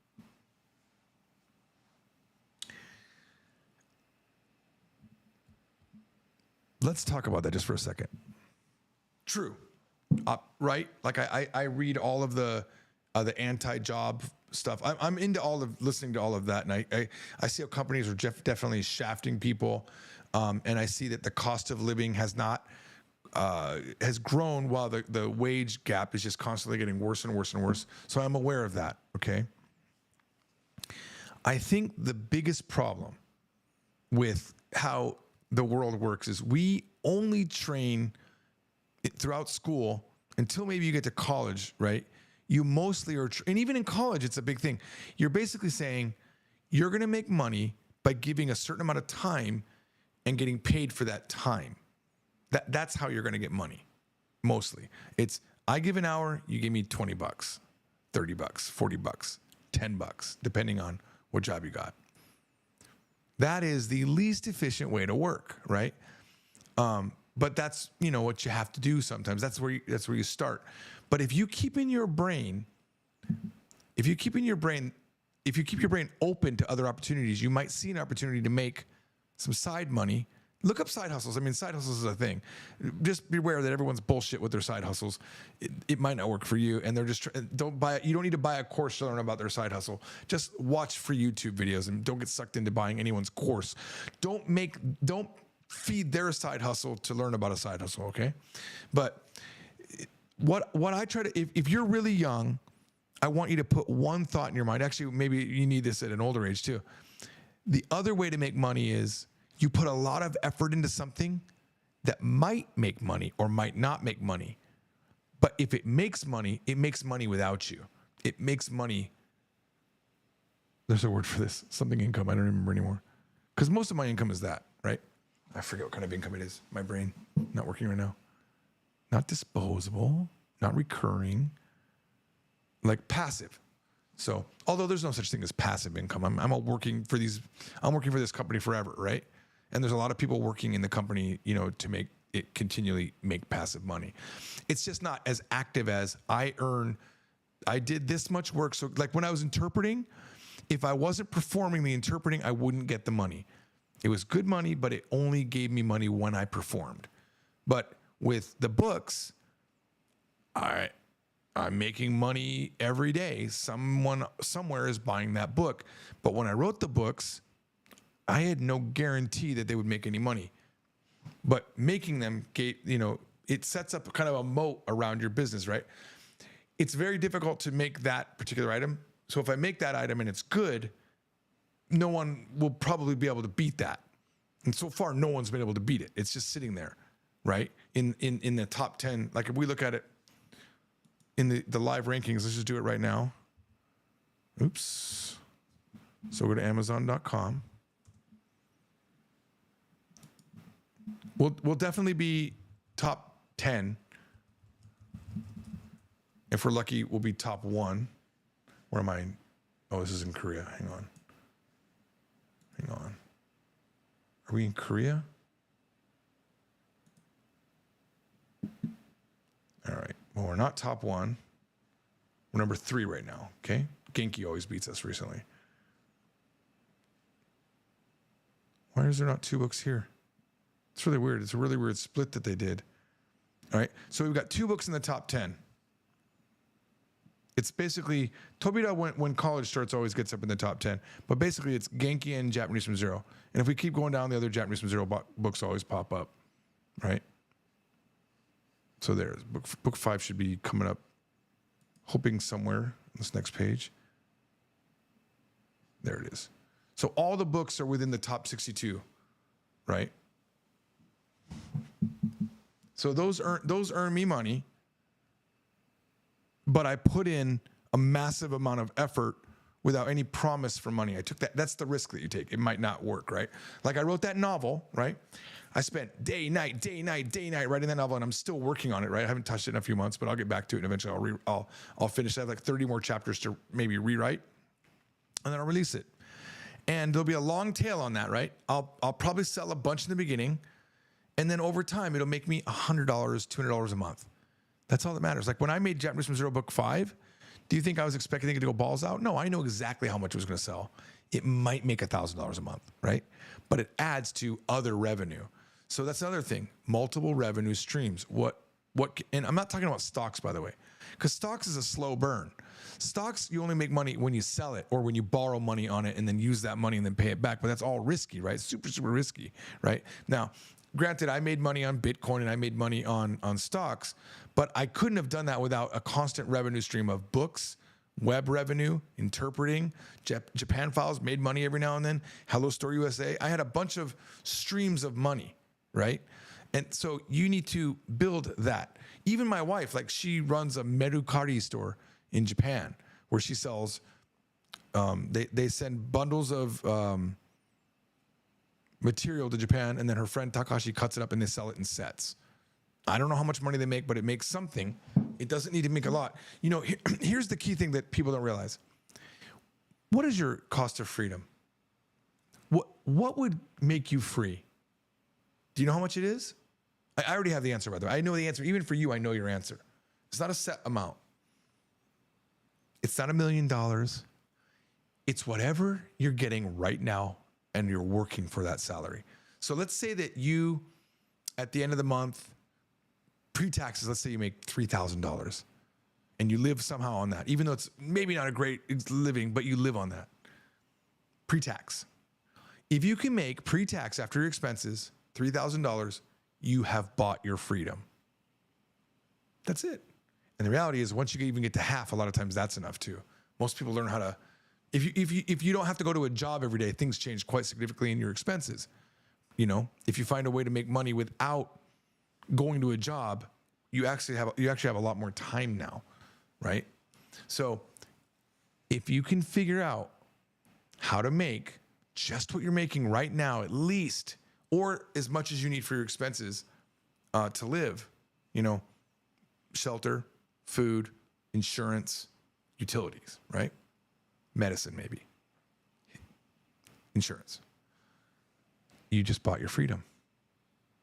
You don't have to work for anybody. It's still risky when you quit your job, but you could probably cut the hours down at your job, work a part-time job to earn a little bit more and still run that business until you can keep building that business up. because it's a slow burn to the success that I have right now that I built over time. And by the way, I'm in a downward trend right now.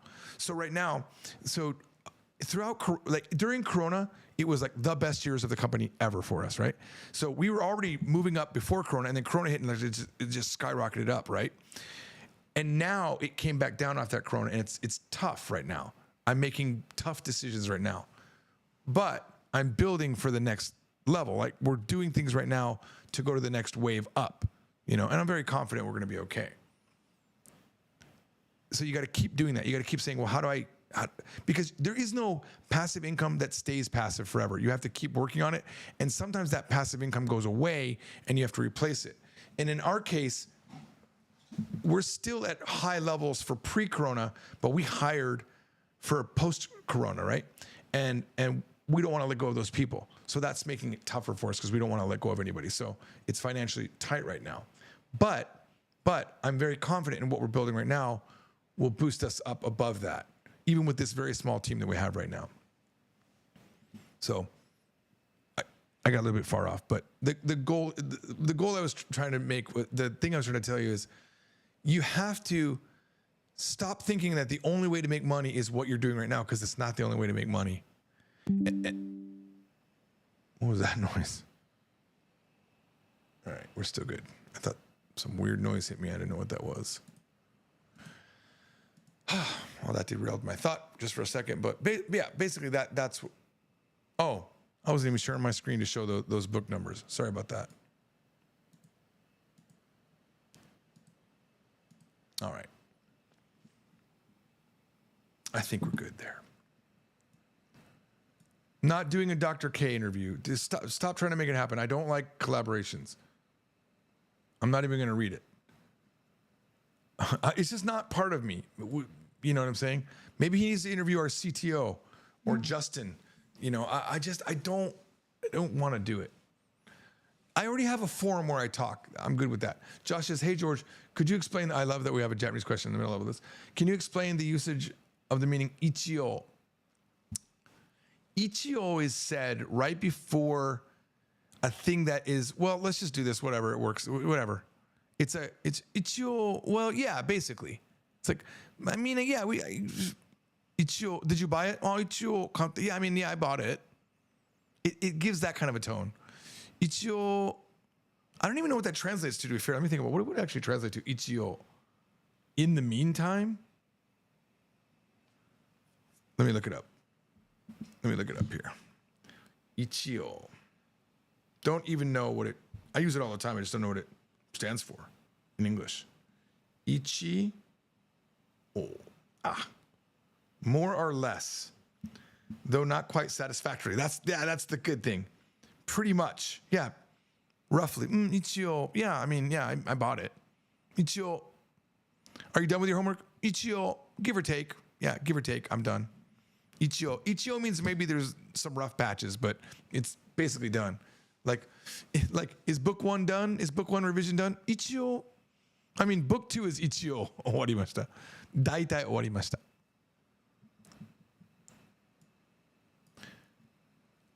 The guy that reminded me of Jordan Peterson was the TikTok guy. Yeah, that TikTok guy was good, right? Thank God it wasn't me, because I definitely don't. I'm not. Jordan Peterson, for as flawed as sometimes the things that he says is, he's really good. I love that guy. I say he's flawed, just I don't agree with everything that he says. I bought his book, The 12 Laws of Life, or it was some book like that. And oh my God, I couldn't finish it initially. Now I know who he is and I get it. But I didn't know who he was, and he was talking so much about his fan support and his Instagram, and it was amazing. We got 12,000, blah, blah, blah. I don't care. What's the advice you're trying to give me? I was so turned off by that. Marp, I'm on the, if you look at this, I don't think I have that as an option. Oh, I take that back. Never mind. Thank you very much. Thank you very much for that advice. Okay, nice. Sounds like AOL called me. Yes. So 302, how long ago was that? It's 20 minutes ago. Okay, Interesting that my comment regarding what Japan did preceding the war. I don't even know what that was, but I don't want to get into anything political. What about stealing in plain sight? No. I'm a chest guy. I have chronic pain in my chest. See, I knew just numbers wise, there has to be people with pain, right? It just has to exist. So, man, I feel for you because I've been there so many times where I have this constant pain. Nothing matters when you have that level of pain. It just takes away all motivation. It's such a hard thing to get past. Kudos if you can. Like when my hip was out, I was done. When my eyeball exploded that day, I was done. You know, my back was super demotivational. Like you can't it's weird too. It doesn't matter where the pain is. It could be like just on your pinky. You know, it could be anywhere, but as long as it's hard enough, it's impossible. Like this yesterday was unbearable. I don't know how miraculously I'm okay today. I thought for sure this was going to be about a month. Like the fact that I can do this right now and not have pain, I don't know how it's possible. Magnesium? I don't know. Kyle says, maybe I should be learning about stretches in Japanese. I've always liked yoga, Pilates, and Japanese seems to be way ahead of the game. The cool thing is when you're learning a language is to just, if there's something that you want to learn about, try it in that language and it'll give you a thing to study every day. Cosmo says, hello, I just tuned in. What are we talking about here? Way too much, Cosmo. Way too much. I'm trying to get out of it. I'm already three hours in. And I'm already done. I'm spent. Plus, oh man, I should go because I actually have, I don't even think I can get through the rest of these comments because I have a class at 10 and I have to travel about 30 minutes to get there. So I'm going to say goodbye now. I hate doing this because I wanted to read all the comments, but I cannot. But as always, we will end with some music. Hang on, let me test this out. See, somehow I keep moving the, hang on. I want it to be, there we go. It's got to feel like I'm disappearing for it to be fun. All right, here we go, guys. All right, guys, thanks for coming. I gotta find the right song. Here we go. Peace out. Bye.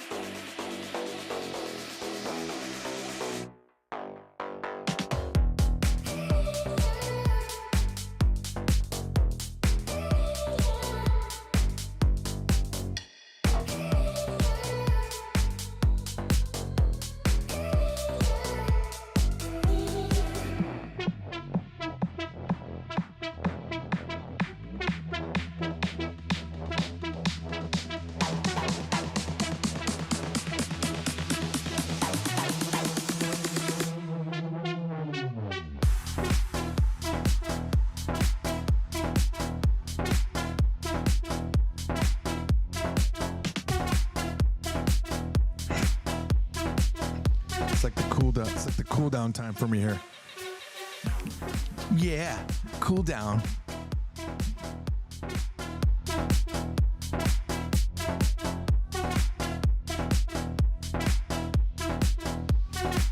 Cool down. It's the cool down time. Cool down. Bye.